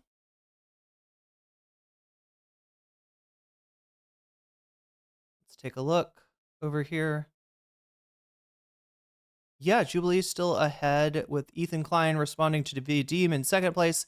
Adam Friedland enters Stavy's World in third place. Remember, this is the number that goes up every time you do a super chat, a super sticker. If you get yourself a membership on YouTube, if you gift a membership on YouTube, if you support me on Throne, which is that link right down there, throne.com/nocommentchick, which right now I'm trying to fund my Thai visa and my language school, right? If I can pay the tuition to the language school, then I can get a visa for and stay here for a year. So that's what I'm looking to do right now. If you want to help me out with that, you could go over to throne.com/nocommentchick. That of course counts as well, as do Patreon sign-ups and any sort of support that you give me on. Am I mispronouncing his name? Zuron Mamdani? Am I mispronouncing Zoran's name this whole time? It's not Zoran, it's Zuron. Is it really? Kind of depends. There will be a portion of the audience that will tune out. Oh, that's true too. Yeah, so sometimes when it gets as bad as it has under Trump, there definitely is a portion of the audience that tunes out over Dread. But yeah, obviously, any support that you throw me on Twitch counts as well. And Twitch has really been coming on lately. We're almost at an equilibrium as far as the weasels on Twitch and the and the jellyfish on, or sorry, weasels on YouTube and the jellyfish on Twitch. So it's kind of interesting that Twitch is a smaller audience and their subs cost about twice as much as the memberships on YouTube. And yet they've somehow achieved equilibrium nonetheless. So, if you want to keep on coming on Twitch, keep on impressing me, then you can throw a sub my way. You can even do it for free using a Twitch Prime sub, which will make the counter go forward, which will put a little bit of money in my pocket, and will also bestow you with the jellyfish and the weasels and all the emojis, which is what you get anytime you become a sub on Twitch. And there's emotes on YouTube as well for the members. So that's my little pitch right there. And with that, let's get back to the content. Keep growing. He has capitalist brain. If it's a setback from last year, that means the business is falling apart. Infinite growth mentality. They all have it, right? And so it's just set him up for this like nauseatingly bad behavior over and over and over again. And I think Anna Kasperi accent on Rand. So Zoran, Zoran, is that the right way to pronounce his name?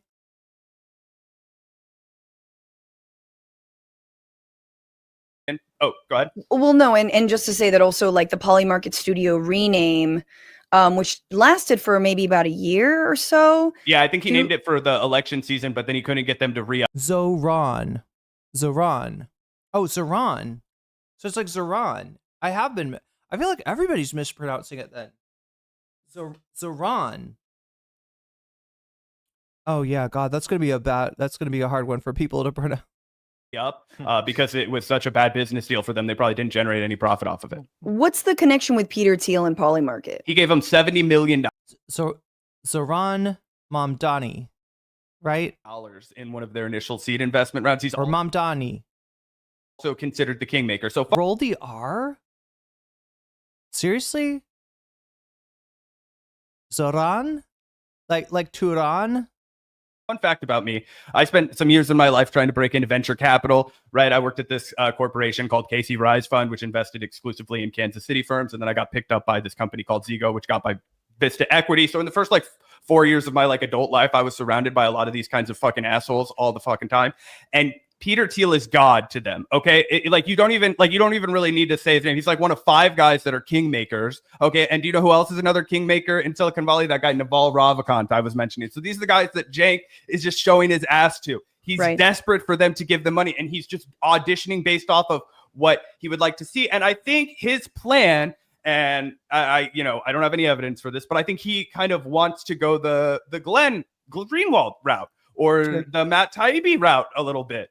And, Glenn is very principled and very firm on some things, and I admire his Palestine coverage. We've had deep disagreements on other issues. He's come on the show. He was always nice to us. I think it's worth noting. But the reality is that he has gone the Peter Thiel direction, right? He's big rumble, and Matt Taibbi's another guy, and I think, and Taibbi's definitely another, and I think this is sort of when you first mentioned the covering the journalists. That one was moldy, chat. I mean, you guys had Eon Higgins on your show, who basically wrote a whole book about the Taibbi Greenwald slide, and I think that it was very relevant, especially to me. Wait, I need to see that. Who did they say? Who's this author that wrote about the Taibbi Greenwald slide? Because I don't know.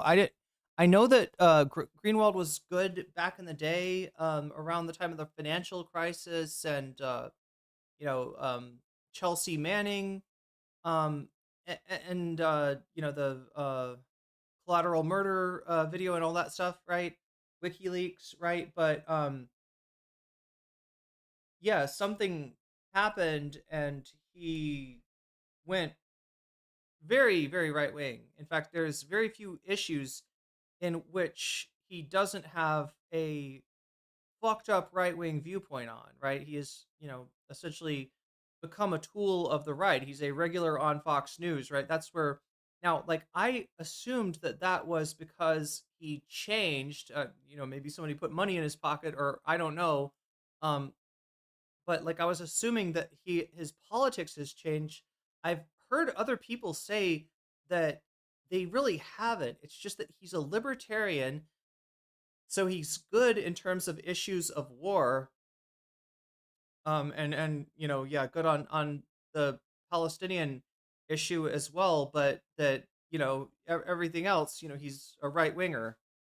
Which makes sense. He's definitely extremely transphobic and a pretty nasty guy, all things together. But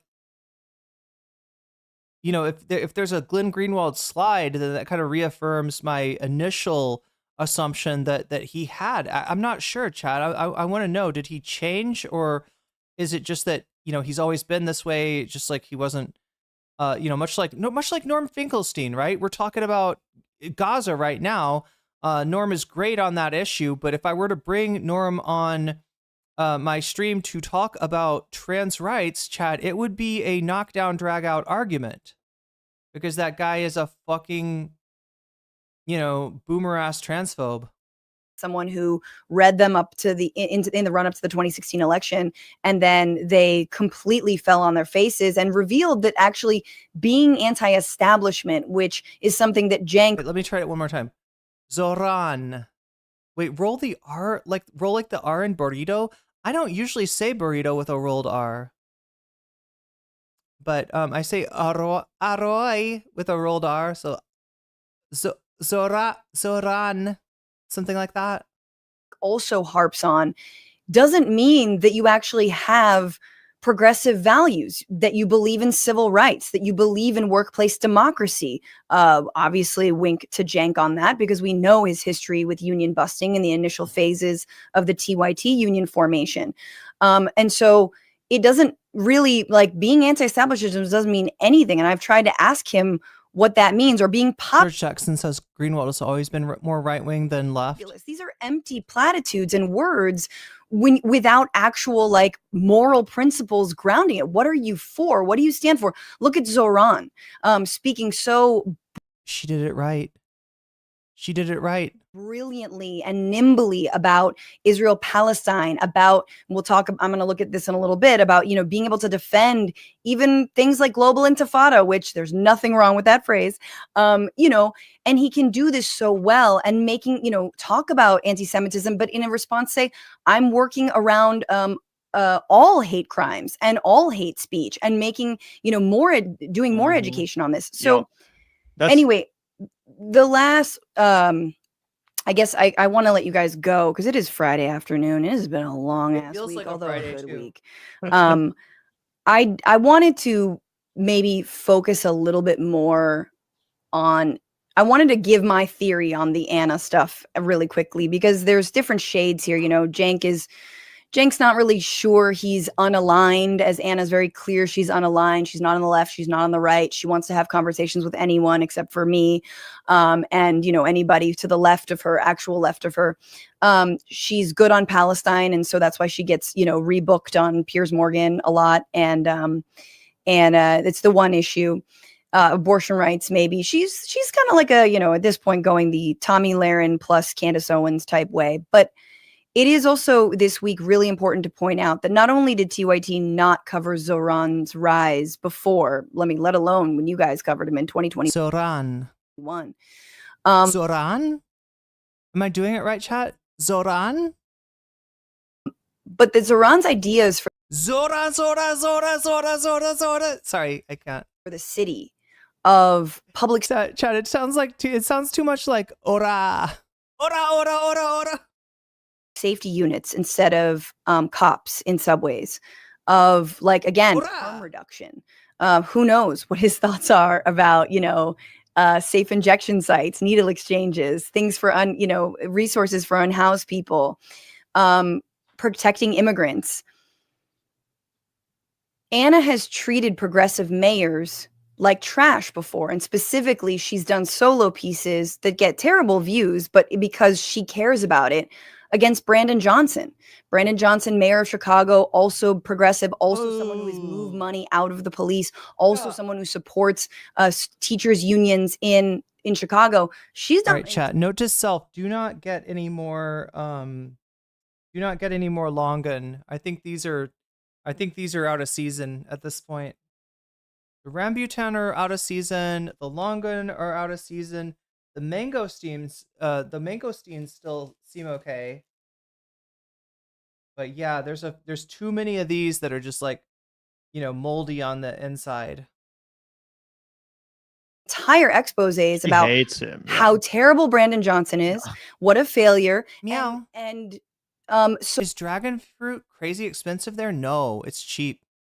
The only thing that's crazy expensive here is going to be durian or any fruit that's imported, right? So grapes are kind of expensive. Blueberries are very expensive. I feel like kiwis are, I don't know. I haven't really priced kiwis, but yeah, no, dragon fruit's pretty, like, people grow it in their backyard, right? Dragon fruit is fairly cheap. So mark my words that if Mamdani is elected, I give her 6 months to do an utter takedown.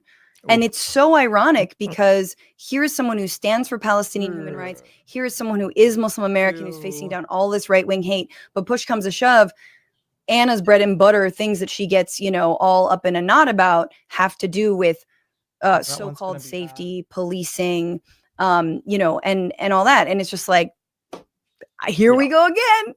Yeah, it's crazy. And I feel like Anna's one of those people that, like, she does talk a lot about the things that she hates, and she spends a lot of times criticizing the public officials when they do something wrong. But, like, who would she point to as a good mayor? Like, who's a mayor that she would approve of, or a governor that she really likes? You know what I'm saying? Like, we talk about it all the time. It's like, a sad the reason Longan. why I got so excited about voting for Kamala Harris was because Tim Walz. I think Tim Walz is the best governor in the country. We talked about it a million times. Yeah, chat. I had a lot of, negative feelings towards Kamala, based on, her previous runs, based on her fandom online. And it surprised me actually that she came online as the candidate and immediately picked Tim Walz and immediately made some decisions and, made some speeches that I thought were actually, pretty insightful and pretty, like she seemed like she had the right idea. And then the Biden people stepped in, right? And the whole thing with Kamala is I just don't know. Like, what does she really stand for at the end of the day? She's been on every single side of every single issue. And it's just like, I guess it's your standard, what you expect from a Democrat, especially like a national candidate. Until they muzzled Walz. Yeah, their campaign was going great. The Biden people absolutely ruined it. Absolutely. All these policies that he got passed and why he's an example of a progressive in office who was actually able to improve his state, and how, people don't spend enough time giving governors and mayors credit when they actually can get shit done from the left, And Anna spends all this time tearing people down, whether it's Karen Bass or Brandon Johnson. And to be fair, I don't live in fucking LA. I don't live in Chicago. I can't speak to the way that those, and they're very different. Like, first of all, in California, Karen Bass sucks, man. But by no stretch of... She sucks, but like a lot of the criticism that you see of her is just bullshit, right? Especially around the fires and around the protests. The imagination. Should Rick Caruso, billionaire... Like the real criticisms of Karen Bass are on the opposite side of where you're seeing most of the criticisms of Karen Bass. A lot like Gavin Newsom, a lot like the recall. All developer, like be elevated. Exactly. And Cenk endorsed him. I don't know if Anna did openly, but like that's who we're talking about here. It is terrible. And Anna also approved of a recall of Gavin Newsom. And it's like, okay, like you want Larry Elder. Yeah, you're going to support Larry fucking Elder. And sad to say, this is the problem. There isn't a big enough left, insurgency against the Gavin Newsoms, the Kamala Harrises of California. California sucks. That's why the New York win is so big, because New York Democrats sucked also. And so Zoran coming in there, whereas Minnesota Dems are way more over, on top of shit and getting things done. Or what about Boston, right? She did an entire episode where she came after Michelle Wu, who is arguably one of the most effective mayors in all of America. We were fortunate enough to have Boston City Council President Ruthie Louis-Jean on a day after Anna was just totally botching her coverage of Michelle Wu. And we debunked line by line the way that Michelle Wu was actually implementing a true sanctuary city, which was what Anna was pissed off about. She was upset that Boston PD was told unsummarily, do not fucking work with ICE, do not collaborate with them, do not cooperate with them at all. If we have somebody that is in a Boston jail, they will stay in a Boston jail. They are not going fucking anywhere. We're not sending them back to another country. If they have committed a crime in Boston, they will serve their time in Boston, and then we will let them the fuck out the front door. Like, that was their policy, and Anna was melting down, saying that they were refusing to, do anything about criminals, and we debunked it all. Michelle Wu is, I'm sorry, the gold standard for what you could expect from a Democratic mayor. She is a really nice woman. I met her one time. Obviously, that's a small sample size, but her work speaks for itself. Yes. Okay. And so just if that's who you're going to antagonize, she was Republicans hauled her and Brandon Johnson. You remember that was what Anna was defending. Right. Exactly. And she, Anna's also defended like JD Vance when JD Vance was like, she's also bought into this line about that JD Vance also has echoed, which is that immigrants are straining the housing, market. And they're the reason that people can't afford places. And it's like, oh my God, like, oh my fucking God, if you are laundering this, and these are people who love to go after big money, love to go after corporations, love to talk about, Anna loves to get into the like internecine shit about private equity. And you're going to agree that immigrants, often who live like 6 people to a studio apartment, are the ones who are driving up the cost of housing.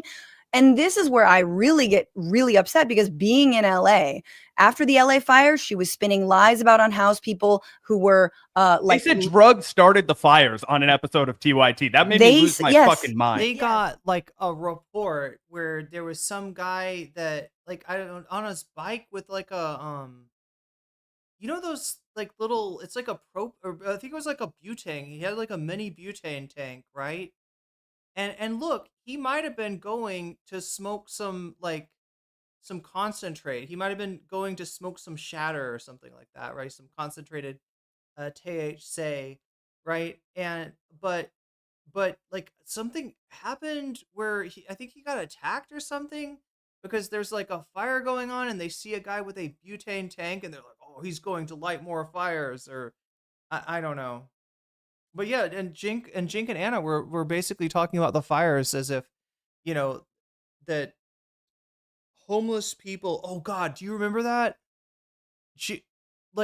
They were basically, with no proof, they were selling this narrative that homeless people doing drugs started the fires, right? And you got the feeling that Cenk didn't even know what is I think it was Zach that joked around that, when somebody says smoking a bowl, Cenk probably thinks that means you fill up a bowl with weed and you just light it on fire and I don't know, breathe it in or something. It's just he's so out of touch with everything. Yes, they said drugs started the fires. They also, after, in the wake of these massive raids, LA is still under siege. Anna was basically took Tom Homan's list of most wanted and was some of them are actually doing terrible things. And it's yeah, okay, we're going to take the word of Tom fucking Homan and DHS that lied about Kilmar Abrego Garcia, to say nothing of Anders, the makeup artist who's still currently in Sicat in El Salvador. You're gonna take their line. Cool. That's all we need to know about, folks. And the reality is, she used to be someone who was so good at facts, right? And this is so funny because the other day, and I'll play a clip really quickly before I let you guys go. The other day, they claimed that, those of us leftists who don't want to work with the right or give them their flowers for being against the war, we're in our echo chamber. We've lost sight of the facts, and they're just there to spit the facts. Meanwhile, it's there's 20 minutes left of the butterfly goal. Any unhoused person somewhere lights up a crack pipe, and Anna's she sees red. She's gone local news reporter on us. You know what I'm saying? Oh, yeah. I think she's genuinely afraid of Los Angeles. We get into arguments with people from the coast all the time because they're like, you guys don't understand what crime is like. You're from the middle of America. And it's a wild thing to say, right? Look, it's one thing. I do know people from middle America that, if you say, I'm from New York City, I'm from San Francisco, I'm from LA, I'm from Seattle. They're like, oh my gosh, that must be really dangerous to live there. You must be constantly dodging bullets and, I don't know. They have this wild idea of these cities as being these just absolute crime infested areas.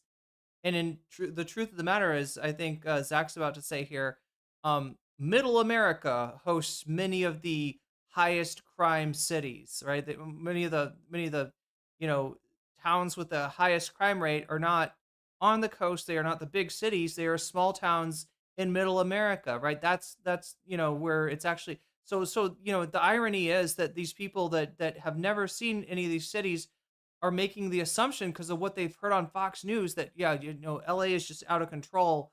Seattle is just you can't walk because there's homeless sleeping everywhere, right? Without even seeing it. And in reality, some of their own towns are have a worse problem with crime. But for a person from it's even wilder when it's a person from LA, from San Francisco, that's saying that same shit, because it's you live there, you should know.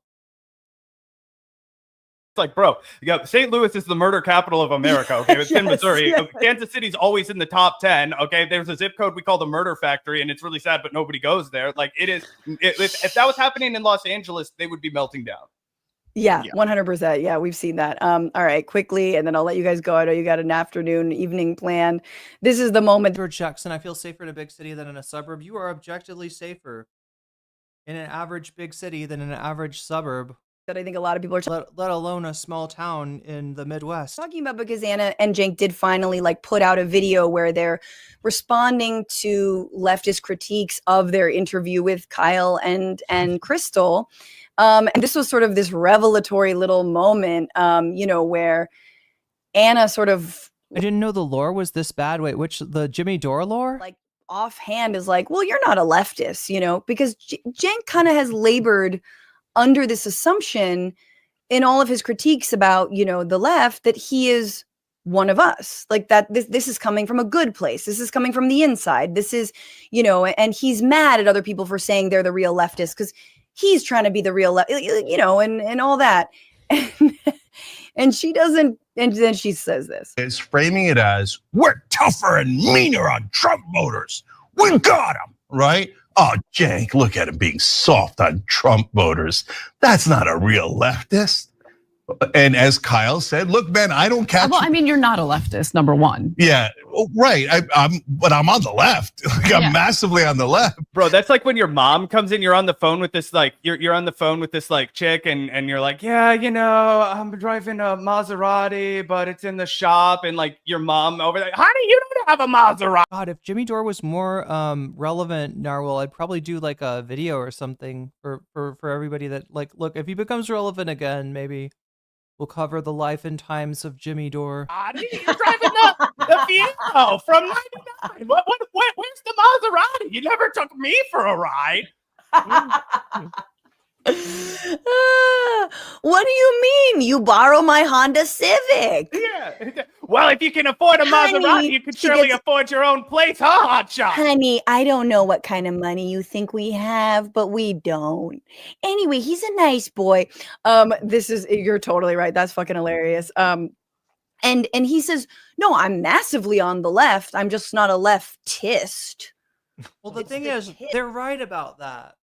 They're actually right about that. Like Cenk and Anna, they're nowhere close to being leftist, right? A leftist is somebody with a substantial critique for capitalism and whose, prescription is not just a kinder, gentler capitalism. It's like either reforming away from capitalism or, seizing the means, right? That's what a leftist is, right? It's somebody that is to the left of the standard Democrat and Republican candidate, right? Somebody that is, that sees, capitalism as a system of predation of the wealthy on the poor, right? That's what makes you a leftist, right? And no, Cenk is not one, and Anna is not one, and they've never been one. But there is a tendency, I think, and I even see this in like the news media, like CNN, MSNBC, to use the word leftist to just refer to like anyone on the left, like, right? So, or maybe to say like it's a step more liberal than liberal, or use it like progressive, right? There's a lot of people misusing that word. It's the So, ironically, Anna's correct. Cenk is not a leftist. Suffix that I have a problem with. Cenk told Hassan a year or so ago that he sees himself as a leftist, and that Hassan is a max leftist. Yeah, I think that was last year. But he's not. He's he's like, so I'm super populist, but I'm centrist when it comes to politics. I'm like, oh, you're a Cenkrist. We've talked about this. He's a Cenkrist. You're straight up in the middle. You're a centrist. And lastly, I feel like, and I've said lastly for the millionth time, but Gavin, lastly, I'll kick it to you because you've pointed out as someone who used to be. I honestly don't see a differentiation between TYT's politics and those of the intellectual dark web. It's not, it's I mean, there are different gradations of it, right? But I think TYT falls squarely squarely under that umbrella. A fan of TYT that actually up until recently, even when he was, remember guys, running for president, Cenk very much called Donald Trump a fascist and was open about this authoritarianism.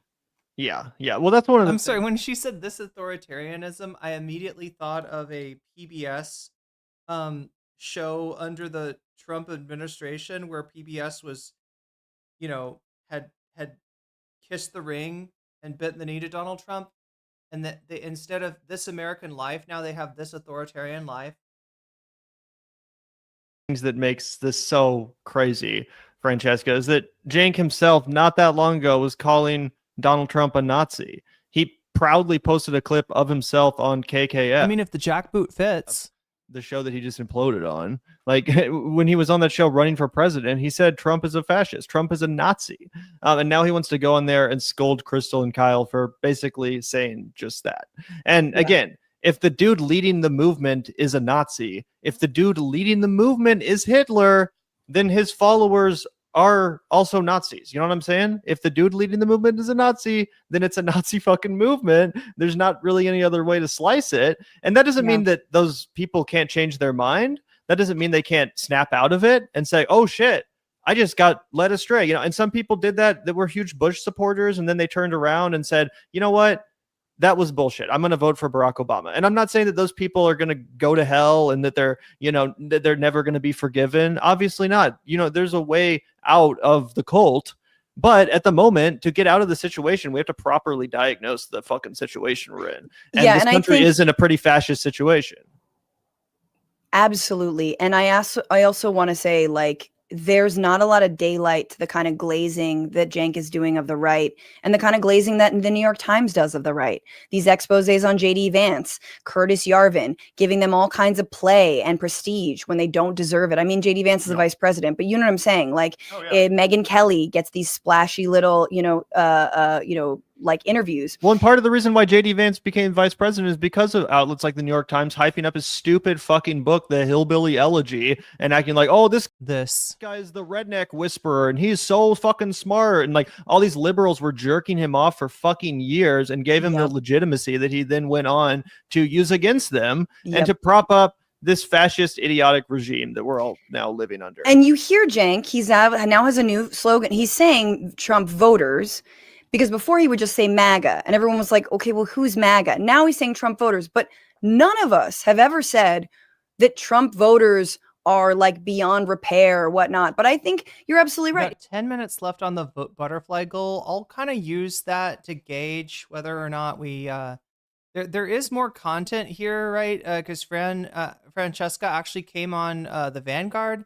And, they talked about a number of different things. Let's take a look at this. But I'm trying to decide whether I want to stay on for that or just call it a night after we got done with. Yeah, well, I wanted to say, obviously, welcome back to the show. Thank you.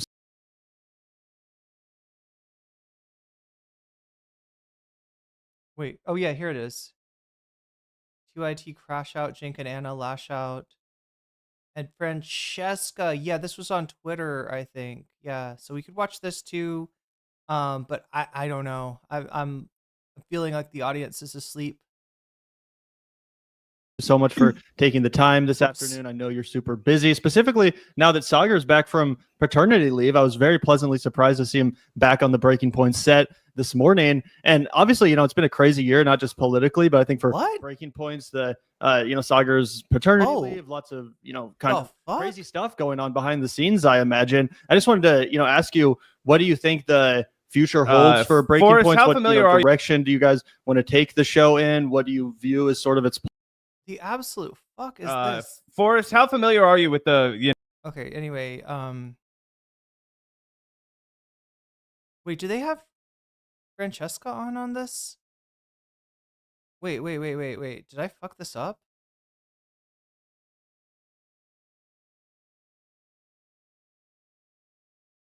It's this one, right?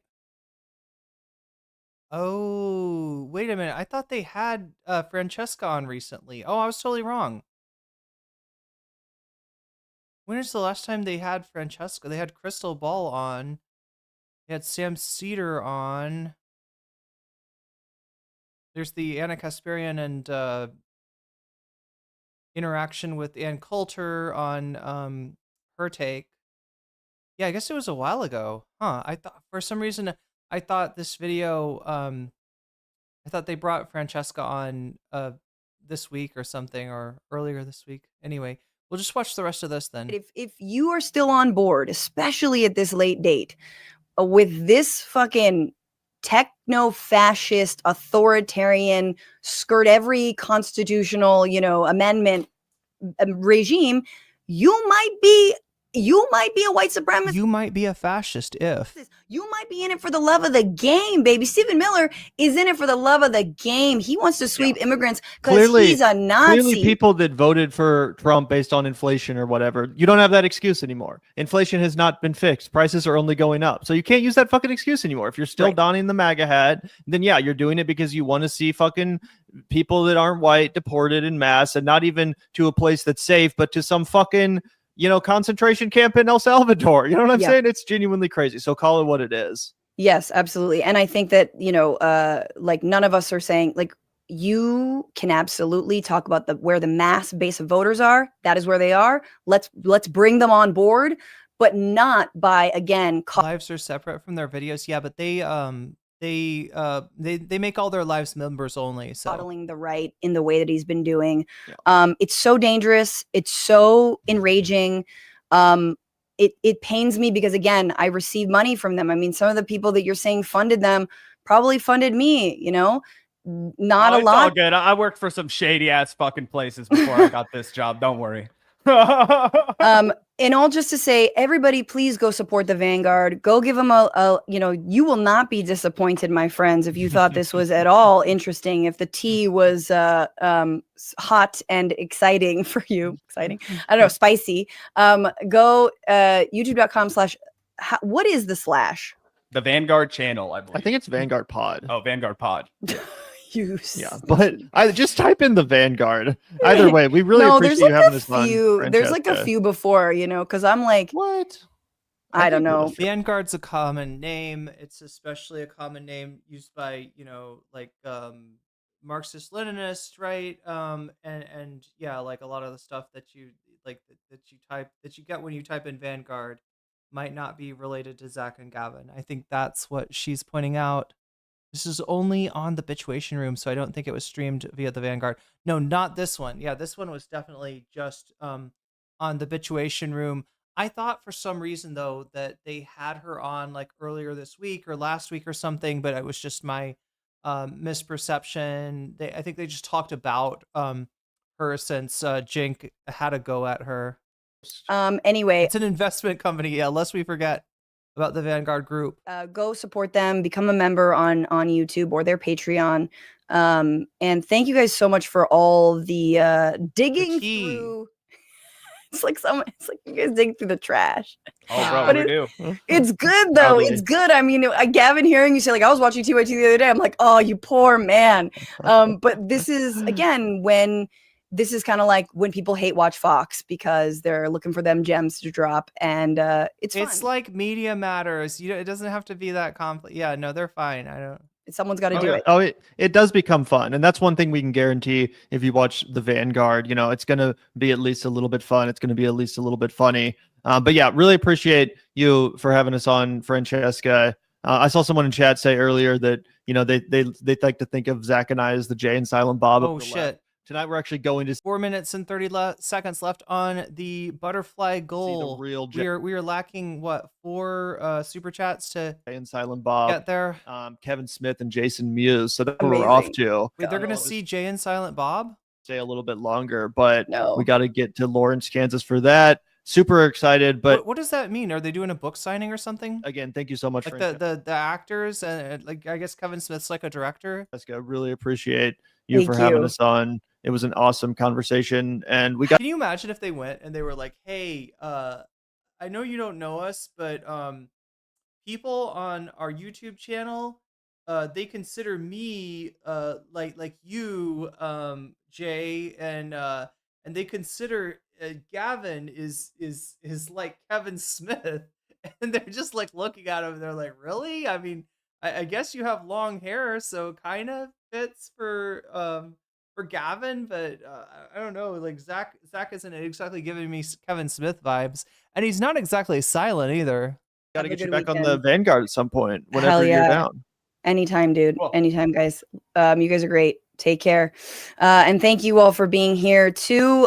Speaking of live shows, I forgot. All right, there we go, chat. Look, we do have 3 minutes left on the butterfly goal, so I'm not gonna never say never, but I'm gonna go ahead and shout out my Patreon. Thank you, Patreon members, for supporting me. I do appreciate you a lot. Everybody that supports me at the $5 level and above, you get a shout out at the beginning and end of each stream. So let me do those now. Shouts out to Oral Ellipsis, shouts out to Temporal Insanity, shouts out to Steven Sayers, shouts out to Funky Monkey, shouts out to Sarah, shouts out to Nadia Yvette, shouts out to Moe, shouts out to Jules K, shouts out to Izzy Mandius, shouts out to Infallible Fowl, shouts out to Hot Ham Radio, shouts out to Good for Gabby, shouts out to Buffy Geek, shouts out to Animus, and a fancy shout out to Zara Xerix, to Rachel K, and to Krystal Saphira, and to Omega Star. Those are my Patreons. Just Googled, and yes, there was a Jay and Silent Bob event. Amazing. Oh, the other Vanguard is like the Vanguard group is like an investment company, I suppose.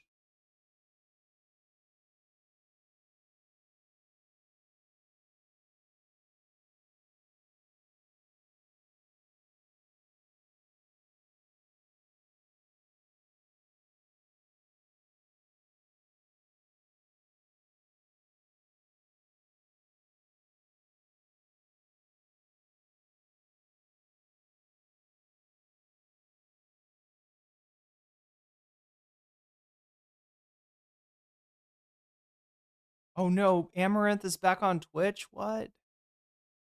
I thought Amaranth was banned.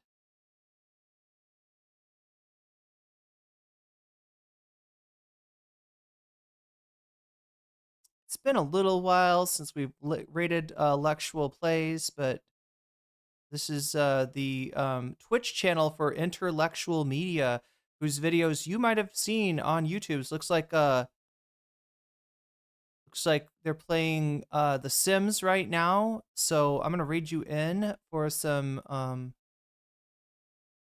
fun, and I'll see you again for sure tomorrow, chat. I keep on saying that I'm gonna try to do like a second stream, like throw a short stream on, or the other thing that we need to do at some point is I want to do like a subathon on Twitch so I can watch Jubilee, but that would have to be Twitch only. But I just keep on stuff's coming up, and I don't know. I should get some videos edited anyway. So maybe it's good that we're ending early today. That being said, I've been No Comment Shit, and I have enjoyed your company during the stream. Thank you so much to my mods. Thank you to the Thumb Gang. Thanks for pushing my content out there by liking it. That helps a lot. Thanks to everybody that supported me by getting on that blast off thread on Blue Sky. Hopefully those will get bigger, right? Because that's the whole idea of those. Hassan does this during his stream, and the ultimate goal is to pull in people that just wouldn't know that the stream was going on. The only way that you really get that is by getting a lot of likes and comments and stuff like that. So we'll try to make more noise next time. I'm going to be talking to you tomorrow. Kitchen stream, that would be really cool. Yeah, I said yesterday my kitchen's a little dirty. It still is right now, but I definitely wouldn't. That would be a cool way to start off things, right? Because generally what happens is I wake up in the morning and I cook myself some stir fry, just so that I don't get hungry during stream. So we could definitely put that out on as a video. But oh my god, what am I even talking about? But anyway, yeah, thank you for but yeah, definitely follow me on Blue Sky. I have hopefully more time. I've got my tourist visa taken care of for the next 60 days, and then after that I'm gonna have to try to get my education visa, and it's coming along nicely. We're only 200 short of fully funding my my tuition, right? So I can be a scholar just like Kaya, and a scholar of the Thai language. I will talk to you all later, either tomorrow morning, if I happen to do one of the, because the morning streams for you would be at nighttime for me, which is a little weird because sometimes I'm sleepy, but I don't know. I'll try to, there should be more content coming your way is what I'm trying to get across, whether it's on Blue Sky or putting out, videos. So look for those or more streaming. So much love, and I will see you